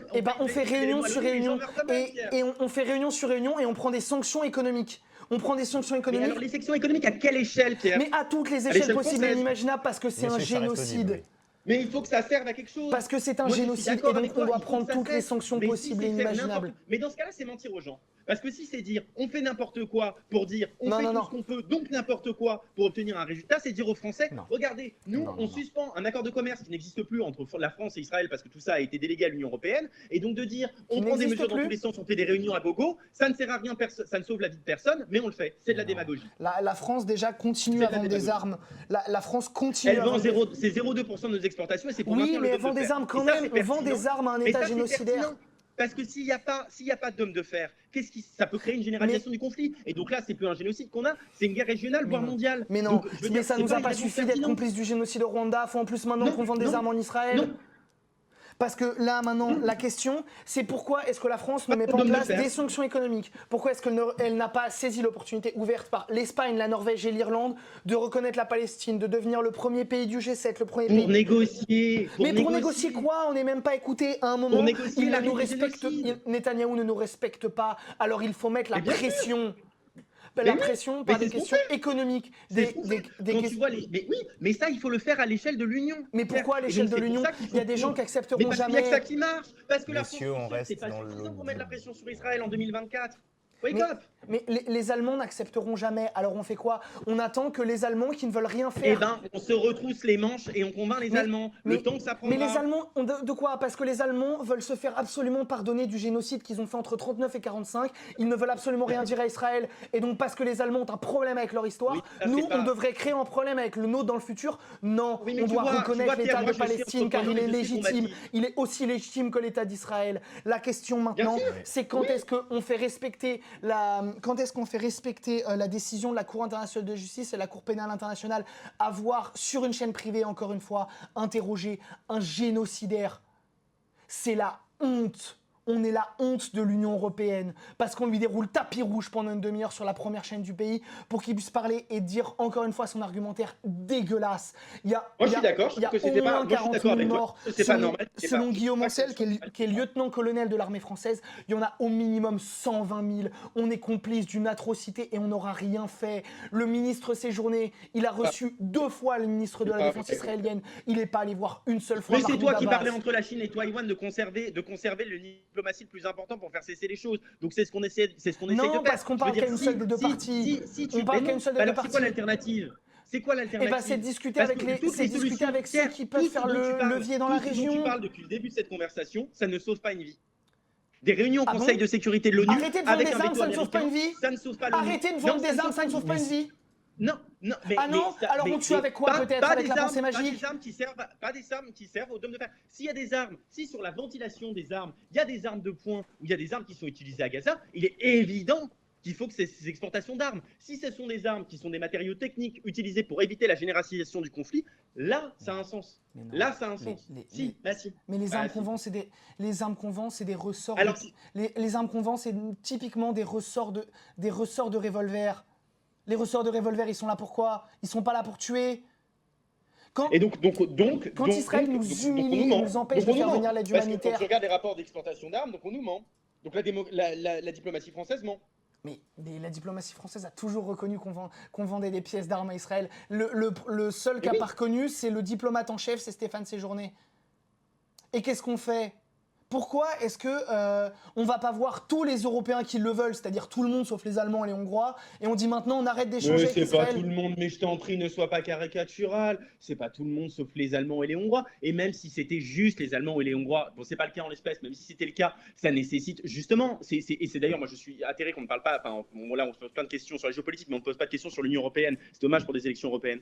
Mais je veux dire, le mécanisme de la politique extérieure et sécurité commune, qui est aujourd'hui à l'unanimité, c'est précisément ça le problème. Donc, ça, évidemment qu'il faut le changer de ça. Le modèle de décision au Conseil de l'Union européenne, dans sa formation Affaires étrangères, pour ceux qui nous écoutent, c'est l'organe au sein de l'Union européenne qui va avoir la capacité de prendre les décisions exécutives en matière de politique étrangère. Et donc, ça, il faut qu'on change les règles de formation du Conseil pour avoir un vote à la majorité qualifiée qui est infiniment à l'avantage de la France du fait de sa population, qui nous permettront d'influencer beaucoup plus et d'avoir justement une extension de la diplomatie française à travers la diplomatie européenne. Et donc là, on en a des leviers. Quand on est l'Union européenne, là, on en a des leviers. Et donc, la politique qui est la vôtre, on fait quoi à court terme pour faire de la massacres? solution on ne se pose pas la question des moyens, on se pose simplement la question des principes et des théories. Et c'est pas comme ça qu'on sauve des vies, malheureusement. Mais alors on fait quoi? Juste pour recentrer le débat. Attends. On fait Dernière quoi? relance, oui. Le truc c'est, donc du coup les Allemands veulent pas et donc on fera une réforme qui va prendre 2, 3, 4, 7 ans. Mais personne ne dit les Allemands ne veulent pas, donc on fait rien. Les Allemands, on fait quoi? on travaille au corps, on y va. Mais ça prend du temps. Et donc, messieurs, quid de la solution à deux États, parce que c'est le fond de la question.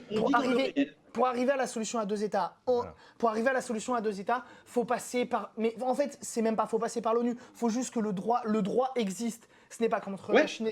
Le droit existe et il doit être appliqué. Donc, nous, en tant que grande puissance diplomatique, seule grande puissance diplomatique de l'Union européenne, seule puissance diplomatique de l'Union européenne. Seule grande puissance diplomatique. Qui d'autre siège mais ça, c'est des critères. Il faut bien. Enfin, franchement, il faut vraiment être centré sur la France pour penser comme ça. Alors, qui est une autre grande puissance diplomatique l'Allemagne est une puissance diplomatique. Non, parce qu'ils ne siègent pas de manière permanente. Non. Pierre, finis ton propos, Marceau répondra juste après. Pierre, pardon, je me tais, Pierre, je te laisse développer. La France, seule grande puissance diplomatique au Conseil de l'Union européenne, parce qu'elle est la seule à siéger au Conseil de sécurité de l'ONU, et parce qu'à un moment, donc du coup, de fait, elle est la seule à avoir l'arme atomique. Et parce qu'on avait, avant qu'il soit détruit, le deuxième réseau d'ambassades du monde. Donc, du coup, qu'est-ce que la France peut faire? Elle doit, et ça, pour le coup, c'est lié un peu aux élections européennes. Sur les échanges et sur le commercial, le Conseil de l'Europe peut être saisi, il est bloqué par les Allemands. Donc, le Parlement européen peut mettre un embargo sur les échanges économiques avec Israël. Pardon, on peut pas infliger de sanctions économiques par le Parlement européen. Le Parlement européen n'a pas le pouvoir d'initiative. Donc du coup, le pouvoir d'initiative, il vient d'où? De la Commission. Combien? Comment, pardon? Combien? Pardon, pas la Commission. La Commission a le monopole. Les États membres peuvent soumettre au vote. Non, la Commission, c'est pas les États membres. La Commission, c'est pas les États membres. On Non. ne commence pas à charcuter Mais les traités. Conclue juste sur cette Non, question. la parce qu'on est en Commission, c'est retard. pas les du coup- États membres, pardon. donc, du coup, Ça, c'est dans les premiers articles du TUE. C'est l'article 17 du TUE. Oui, mais sauf que l'article 52 du TUE permet qu'on saisisse, que les États membres saisissent directement le Parlement et les fassent se prononcer sur des questions de sanctions économiques. Donc, Par le biais d'une résolution. oui, mais c'est bien ce que je dis. Mais donc du coup, Oui, on mais peut une se prononcer résolution, et c'est ça pour ne sert à rien parce que ça ne fait pas de sanctions en pratique. Mais bien sûr que Pierre, non, fini. parce que ça fait du matériel diplomatique en plus. Et puis de toute façon, la France, elle peut prendre des sanctions unilatérales. La France, elle peut arrêter de vouloir vendre des armes à Israël pour que cesse le massacre. La France, elle peut reconnaître l'État de Palestine à l'ONU, parce qu'au bout d'un moment, quand il y a une masse critique d'États qui reconnaissent un État, eh ben ça devient un État de fait. Et donc du coup, la France doit vraiment mettre tout en œuvre, tout ce qu'elle peut, apporter un soutien humanitaire qu'elle a très peu fait. Pourquoi? Parce qu'on... Oh, les Dixmude, il y a quand même... Bon, pardon, excuse-moi. Pourquoi? Parce qu'on se fait absolument pas respecter par les Israéliens. Parce que quand on envoie du matériel humanitaire à la frontière à Rafah, il est détruit par les colons israéliens. À quel moment, quand la diplomatie française envoie quelque chose quelque part, dans un État qui n'est même pas l'État en question, un État tiers intervient? Si demain, on décidait d'envoyer de l'aide humanitaire, par exemple, qu'on décidait d'envoyer n'importe quoi à Taïwan et que l'armée chinoise, par exemple, l'interceptait, la diplomatie française aurait raison de dire c'est inadmissible. On ne le fait pas avec Mais Israël. la diplomatie française dit que c'est inadmissible. Mais elle fait quoi du coup? Il n'y a pas de sanctions, il n'y a rien. Mais c'est On lui ouvre précisément la ce que je télé. te dis, Pierre. Pierre, c'est précisément. Je te dis qu'elle ne fait rien parce qu'elle n'en a pas les moyens et que c'est pour ça qu'il C'est faut pas qu'on le fasse vrai. à l'échelle de l'Union Mais quand européenne. on est là- Parce que je préfère Messieurs, sur on les va être obligé de déclarations conclure. d'intention Dernier mot de Marceau. l'efficacité. Dernier mot. L'efficacité. Et donc, Voilà. mais très Et bien, l'efficacité très bien. passe par l'Union européenne. Et c'est pour ça qu'il faut que les jeunes votent aux élections européennes pour donner à l'Union les moyens d'exister sur la scène internationale. Et une des listes qui propose ça, mais je pense que c'est celle qui le fait le mieux, c'est celle que je représente ce soir, pardon, mais c'est juste factuel. Non. Avec ces idées-là, la Palestine sera un État quand tous les Palestiniens auront été génocidés. Parce que là, on parle... Oh, c'est honteux ce que tu dis. De quoi c'est honteux? Ce que tu proposes, c'est au moins 5 ans. Messieurs, on va arrêter là. Bon, On est qu'est-ce en qu'on retard. fait on continue. Enfin, excusez-moi, pardon, juste question là sur l'organisation du débat. Est-ce qu'on continue sur ce sujet-là ou est-ce qu'on en passe à un autre parce que On est obligé de passer, on est obligé de passer à autre chose. Ouais, Voilà. enfin, là, on s'est tout dit, je pense. Voilà. Mais Pierre, écoute, je pense qu'on a le même objectif et j'espère que tu le reconnais. Sinon, je me sentirais personnellement insulté. Je pense qu'on a le même objectif, mais qu'on a des moyens différents pour y arriver. Et je crois pas qu'en l'espèce, il faut vraiment essayer dans une démarche d'opérationnel, c'est-à-dire de se poser les questions Merci, parmi les Marceau. ressorts opérationnels et les moyens de notre diplomatie pour être les plus efficaces possibles. Merci Marceau. Moi, je n'ai pas soutenu de responsable politique qui apportait Pierre, un soutien inconditionnel à un État génocidaire. On passe à l'Europe avec la situation donc. La grande classe, Pierre. On passe à l'Europe avec la situation entre l'Ukraine et la Russie qui dure depuis maintenant plus de 2 ans. Le conflit s'éternise, s'enlise. Question très simple, très générique. Si l'Ukraine ou la Russie gagnent la guerre, quelles en seront les conséquences directes pour le continent européen? Donc, messieurs, est-ce que la vision que vous avez, si l'Ukraine gagne la guerre ou si la Russie gagne la guerre, déjà une position là-dessus, et les conséquences sur le plan européen? Marceau, je te laisse débuter. Oui. Alors, moi, je suis pas expert militaire, donc j'aurais du mal à qualifier précisément la situation sur le front. En revanche, ce qui est certain, c'est que cette crise est une crise donc, qui est très proche de nous géographiquement et qui pose la question de l'architecture globale de la sécurité en Europe. C'est une guerre c'est une invasion qui est injustifiée, qui est extrêmement violente et qui est qui déstabilise le monde entier. Et en premier lieu, l'Europe. C'est la raison de la crise inflationniste qu'on subit. C'est la raison de beaucoup de déboires et de diminution du niveau de vie des Européens et des Français en particulier. Et on peut évidemment le regretter. La Russie, et c'est ce qui semble émaner de sa politique étrangère depuis l'arrivée au pouvoir du président Poutine, c'est-à-dire toute une série de préparations en vue, dans une logique impérialiste, de la reconstruction de la Grande Russie, alors que c'est une notion protéiforme au fur et à mesure du temps. Il y a toute une historiographie tsariste sur les limites théoriques de l'Empire russe. Aujourd'hui, la politique que mène Poutine, voilà, c'est une politique de boucher, c'est-à-dire qu'il décide d'envahir un pays et de le détruire jusqu'à ce qu'il n'ait plus les moyens de se défendre. Les conséquences de la victoire de la Russie sur l'Ukraine, elles seraient absolument désastreuses pour les Françaises et les Français, pour les Européens de manière générale, parce qu'elles seraient désastreuses pour 2 raisons. D'abord pour des raisons économiques, parce que ça déstabiliserait complètement nos économies, nos exportations, notre approvisionnement en énergie et le témoignage que précisément on a besoin de géopolitique pour mener une politique économique efficace. Donc ça c'est le premier point. Et puis le deuxième point, ça veut dire que l'Europe n'est plus une puissance du tout. Ça veut dire que l'Europe n'est plus un endroit où les décisions importantes du monde sont contribuées à être prises. C'est-à-dire que les Européens n'ont plus leur voix au chapitre dans les affaires du monde. Et ça, c'est pas juste une affaire d'orgueil européen de dire on veut être une grande puissance, on veut être dans les affaires du monde et avoir notre mot à dire. C'est une question existentielle. Parce que le problème, c'est que les modèles qui émergent, le modèle chinois, et donc le modèle chinois qui est le modèle dominant et qui est la mère nourricière quelque part du modèle russe. Et donc aujourd'hui, on constate bien que ce sont des modèles extrêmement autoritaires, extrêmement antidémocratiques, totalitaires dans leur pratique. Et ça, ce sont un modèle qui s'oppose à ce que nous proposons en Europe, ce que nous avons construit depuis la fin de la Seconde Guerre mondiale, c'est-à-dire un modèle de réconciliation, un modèle d'état de droit, un modèle d'économie ouverte, de libre circulation des mouvements, des capitaux, des opinions, des personnes. Voilà, moi c'est de ça dont j'ai envie pour le monde. Je crois que c'est ça qui est le plus proche et le plus adapté à la nature des femmes et des hommes. Je crois que c'est ça qui nous permettra de vivre collectivement en harmonie et en paix. Le modèle russe, c'est tout l'inverse. Donc la prise de l'Ukraine, ce serait le symbole de l'effondrement de ce pourquoi nous nous battons, de ce qu'on a essayé de construire depuis les tragédies absolues de la première partie du XXe siècle. Pierre, ta vision? Moi, je pense qu'il faut tout mettre en place pour que la Russie ne gagne pas cette guerre. Il faut, comme on l'a voté au Parlement européen, une aide financière maximale à l'Ukraine. Il faut, comme on l'a proposé au Parlement européen, et malheureusement ça n'a pas été voté, enfin ça n'a été voté que par le groupe Vert et par le groupe de gauche, il faut l'annulation de la dette ukrainienne pour leur permettre de pouvoir refinancer leur guerre. Il faut évidemment leur fournir des armes défensives. Il ne faut pas faire comme le président de la République l'a permis, c'est-à-dire de permettre d'ouvrir la porte à ce que les Ukrainiens tapent en profondeur le territoire, Donc, je ne veux pas qu'ils gagnent la guerre. territoire russe. Je veux que la solution, comme le demande le président Zelensky, soit une solution diplomatique, car il y a déjà eu plusieurs centaines de milliers de morts. Le président Zelensky a demandé, et c'est pour cela d'ailleurs qu'il est aujourd'hui, qu'il passe le week-end en Europe, qu'il sera en Suisse samedi et dimanche, pour participer à un sommet avec les Suisses, les Allemands et les Chinois pour essayer de trouver une solution diplomatique à cette crise. La France a été tout à fait absente des discussions diplomatiques entre les deux parties, car il ne peut y avoir d'issue diplomatique à cette guerre. Il ne peut y avoir d'issue militaire à cette guerre, parce que il ne faut évidemment pas que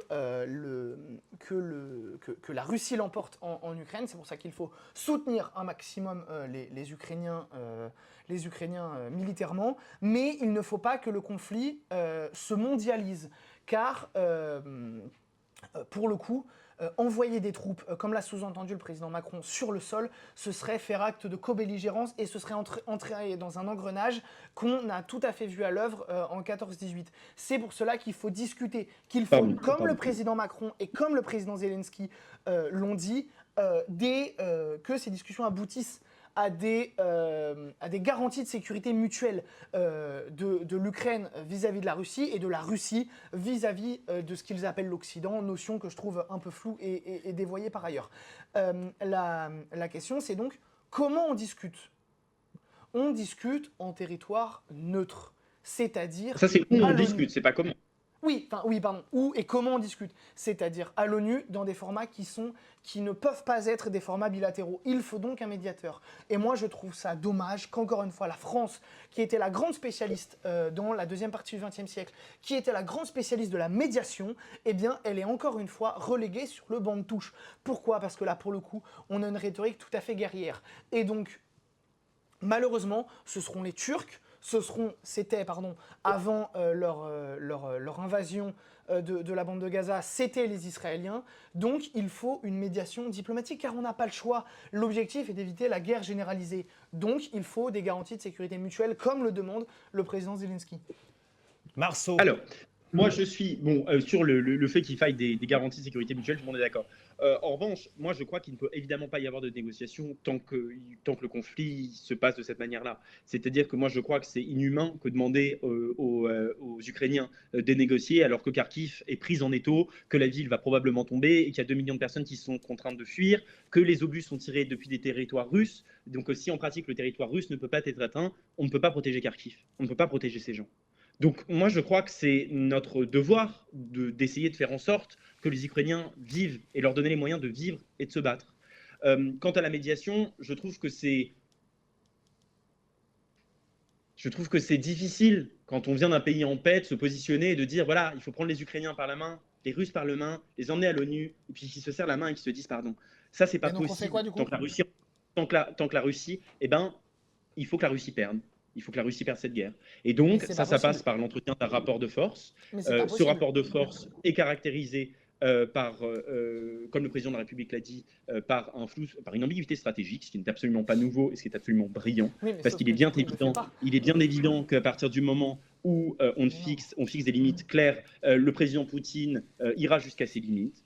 Parce que c'est ce qu'il a fait depuis le début de cette guerre. Je veux dire, on parle quand même de 250 000 hommes qui envahissent un pays souverain sans absolument aucun motif légitime.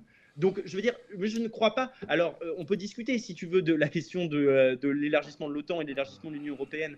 On peut vraiment en parler. Hein. Moi, j'ai absolument aucun problème là-dessus, parce que justement, c'est notre honneur de nous être rendus à l'Est. Parce que c'était justement dire à des peuples libres qui avaient acquis leur souveraineté en 91 et qui ont C'est aussi choisi tout à fait en l'honneur des conscience, les agriculteurs. Polonais, les Baltes et les Ukrainiens suivent le même chemin et on peut en être fiers. Ce sont des peuples qui ont choisi la liberté contre la dictature, qui ont choisi l'état de droit contre l'arbitraire, qui ont choisi la liberté de la circulation, de l'information et des mouvements contre le contrôle et Mais contre la la rhétorique violence. du bien Donc, contre le mal, ça n'a jamais rien résolu. mais moi, tu sais, Pierre, moi, j'ai beaucoup d'amis d'Europe de l'Est.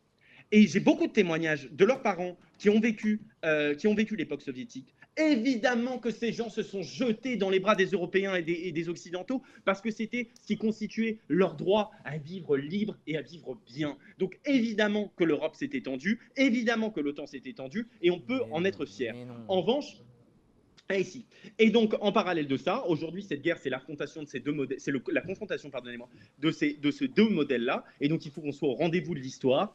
C'est un enjeu absolument énorme. Il faut que les aides soient beaucoup plus importantes. Il faut que les Européens soient beaucoup plus unis sur la question, parce que c'est un impératif vital. Je veux dire, on joue ici la survie de nos enfants. On joue ici la capacité de l'Europe à exister sur la scène internationale pour les 50 prochaines années. Parce qu'on ne composera pas avec Poutine. C'est un homme qui n'a aucune limite. Il l'a montré à toutes les étapes. Il l'a montré à Alep, il l'a montré à Kharkiv, et si on ne l'en empêche pas, il le montrera à Kiev.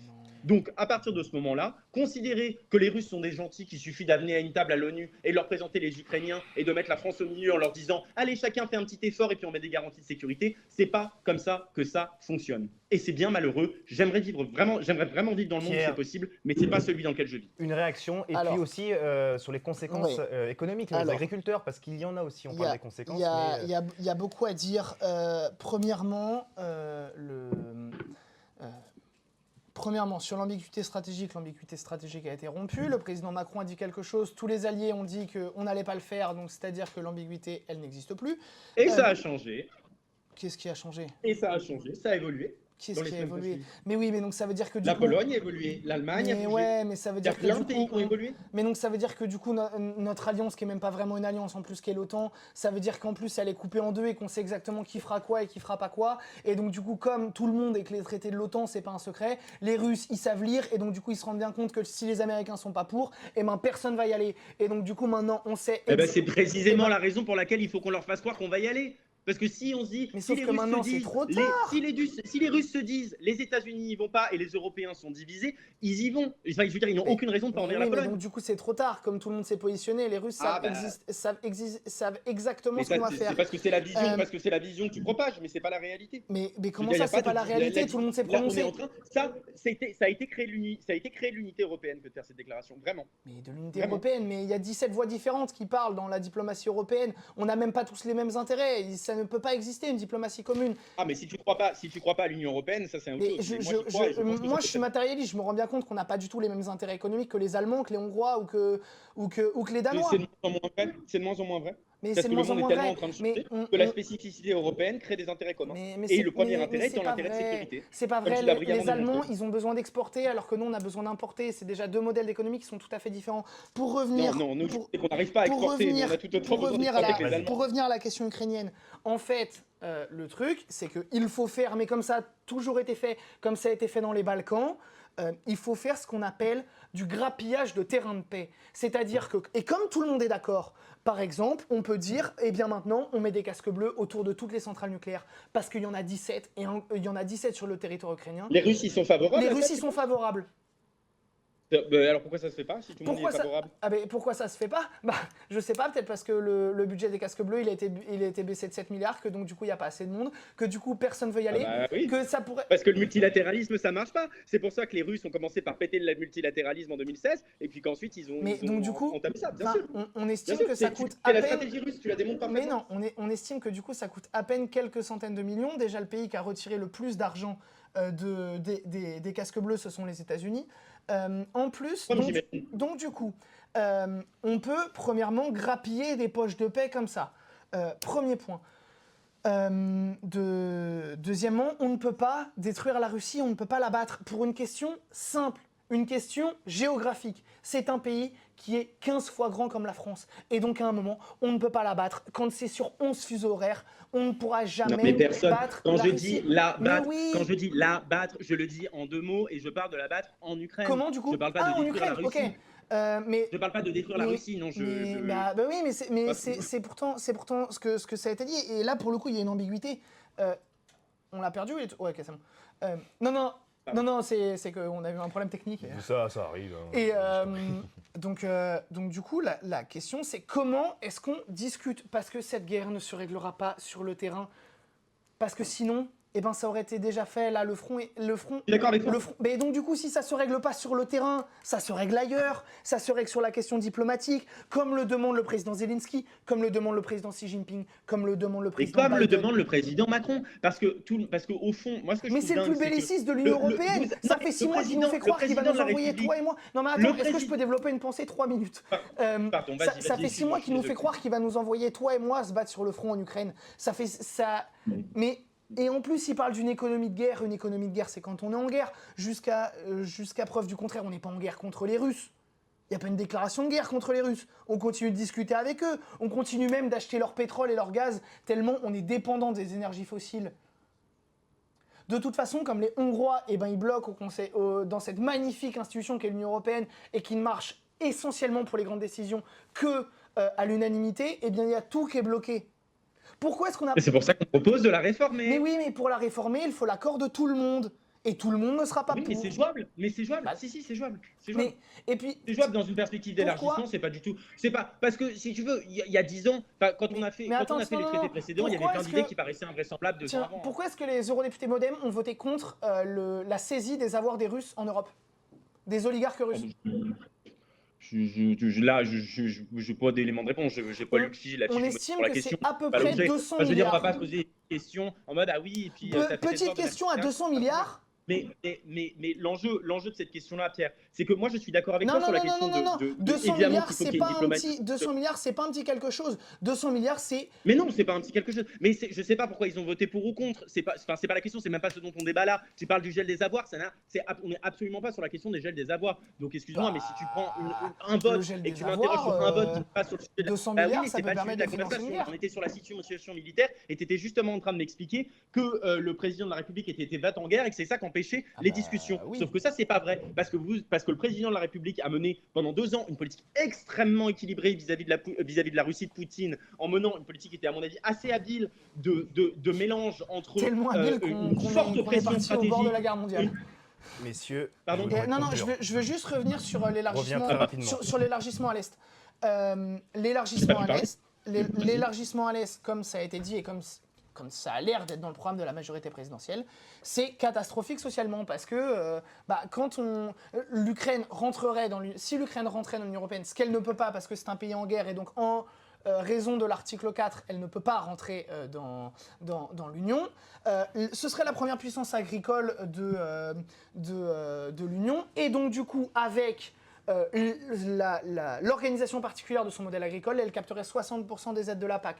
Donc ce serait la mort de nos petits agriculteurs. Après avoir vu fermer nos usines une par une, parce qu'à cause du libéralisme européen, toutes les usines sont parties à l'est de l'Europe. Et comme on n'a pas le droit contre eux de faire des mesures protectionnistes, eh bien, on ne peut pas les faire revenir. On perd des emplois industriels tous les ans depuis quasiment 40 ans. À cause de quoi? À cause de cette Europe libérale. On recrée des usines, on recrée Dernier mot, Marceau. On recrée des usines dans des trucs qui servent à rien. On crée des emplois industriels. Mais c'est pas la question. Là, c'est pas la question. Enfin, pardon, on dérive complètement vers l'élargissement. Sur la question de l'élargissement, encore une fois, l'élargissement, ça passe évidemment, et tout le monde le dit, ça passe par une réforme des traités. Et donc, ça passe par la réforme notamment de l'organisation institutionnelle, ça passe par une réforme de la PAC. Personne ne dit qu'il y aura élargissement. Personne ne dit qu'il y aura élargissement à traité constant. Mais comme sur... Non, bien évidemment. Mais ça s'appelle... On est obligé d'arrêter parce que les vigiles sont... Ça s'appelle avoir de l'ambition. C'est-à-dire, et je trouve que tu n'es pas très humaniste dans ta manière de voir les choses. Parce que dire, les Ukrainiens ont des trop grosses usines, donc nous, on ne peut pas les accueillir et on préfère qu'ils se fassent bouffer par les Russes plutôt que de les avoir avec nous, c'est pas très solidaire. Mais en tout état de cause... Mais si on est obligé d'arrêter, on est obligé d'arrêter. Attends, Une phrase. Être humaniste, Pas de relance, s'il te plaît. être humaniste, c'est faire en sorte que la guerre, elle s'arrête. Eh bien, la guerre, elle s'arrête. Elle ne doit pas dépendre d'une possible négociation d'un futur traité qui aura lieu dans 10 ans. C'est comme à Gaza. Le fait, c'est qu'avec une action diplomatique majeure et coordonnée, eh bien, la guerre, elle peut s'arrêter. Messieurs, Pas avec Vladimir Poutine. top, Eh top. bien, on n'a pas le choix. Messieurs, on fait dans le vif. On a le temps, s'il vous plaît. Oui, On le fait. Ok. Top générique. Dans le vif. Oh non, on n'a pas parlé.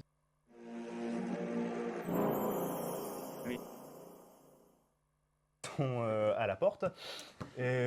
Donc on va parler de cette question fondamentale. Le monde en 2050, comment le voyez-vous messieurs? 1 minute pour convaincre. Pierre, la caméra, elle est en face de toi. Marceau, eh bien, elle est en face de ta webcam. Et Pierre, tu vas commencer. Le monde en 2050, comment le vois-tu? 1 minute. Le monde en 2050, ce n'est pas ce qui va arriver, mais c'est ce que nous allons en faire. La question, elle est toujours la même. C'est comment collectivement nous décidons de faire quelque chose. Et pour ça, nous avons un outil formidable, c'est le vote. Le 9 juin, nous avons l'opportunité de commencer à préparer l'après-Macron. En votant pour la liste de l'Union populaire, nous pouvons entretenir l'espoir qui a été créé par la NUPES. Car en 2050, premièrement, je ne veux pas que ma génération ait sur la conscience un génocide et à laisser courir un génocide comme il est à l'heure à Gaza. Je ne veux pas que ma génération ait sur la conscience le fait de ne pas avoir agi contre le réchauffement climatique. Alors, le monde en 2050, comment je le vois? Je le vois comme nous allons le construire et comme nous pouvons le construire avec la France Insoumise et la liste de l'Union populaire, c'est-à-dire un monde plus juste, plus humaniste, plus écologiste et plus féministe. Et pour cela, il faut voter le 9 juin et je sais profondément que l'aspiration du peuple français est celle qu'il s'est donnée en 1789 avec sa devise « Liberté, égalité, fraternité ». Merci Pierre. Marceau, 1 minute. Alors, moi, je crois que l'enjeu du monde en 2050, c'est que les Européens aient encore leur voix au chapitre. Moi, je crois profondément qu'il y a un socle de valeurs qui nous unissent, nous, Français, avec nos voisins européens. Et je veux qu'en 2050, l'Union européenne soit organisée de telle manière qu'elle ait les moyens de mener à bien ses objectifs de politique étrangère. Moi, le constat que je fais après la discussion qu'on vient d'avoir, c'est qu'il y a un vrai souci de clarté des objectifs et de disponibilité des moyens. Moi, ce que je veux, et ce que nous proposons avec Besoin d'Europe, c'est même le nom de notre liste, ce que nous proposons avec la majorité présidentielle, c'est de dire nous allons donner à nos enfants une Europe qui sera suffisamment structurée, suffisamment efficace, suffisamment puissante pour que nous ayons toujours les moyens de porter nos valeurs qui sont celles de l'humanisme et celles que je partage avec toi, Pierre, de la liberté, de l'égalité et de la fraternité. Je vous remercie. Merci messieurs. On vote très rapidement sur le chat.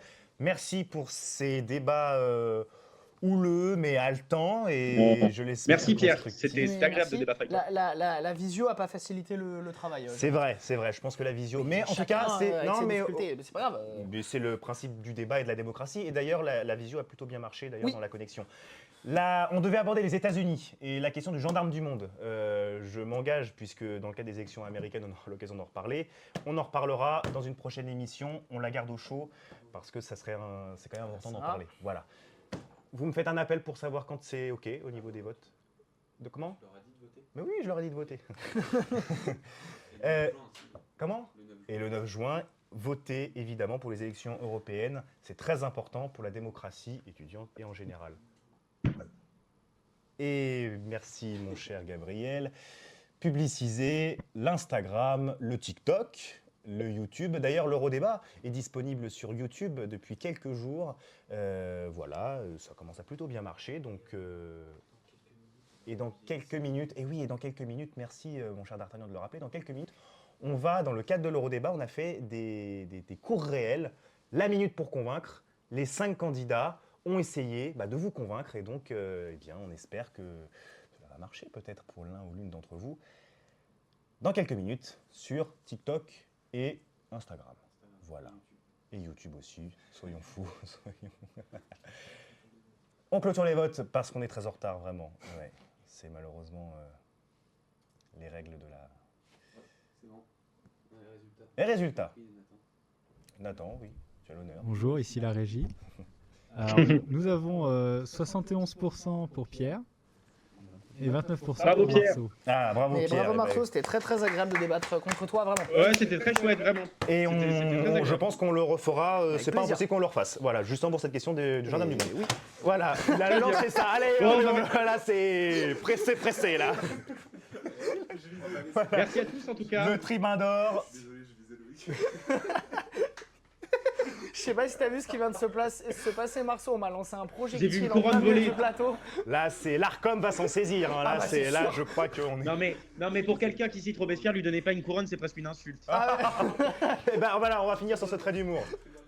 Le tribun de la Au revoir. Merci Marceau. Attends, reste Salut à juste tous. quelques instants après le live en off pour Très te bien. remercier. Merci à vous et à la semaine prochaine. Au revoir.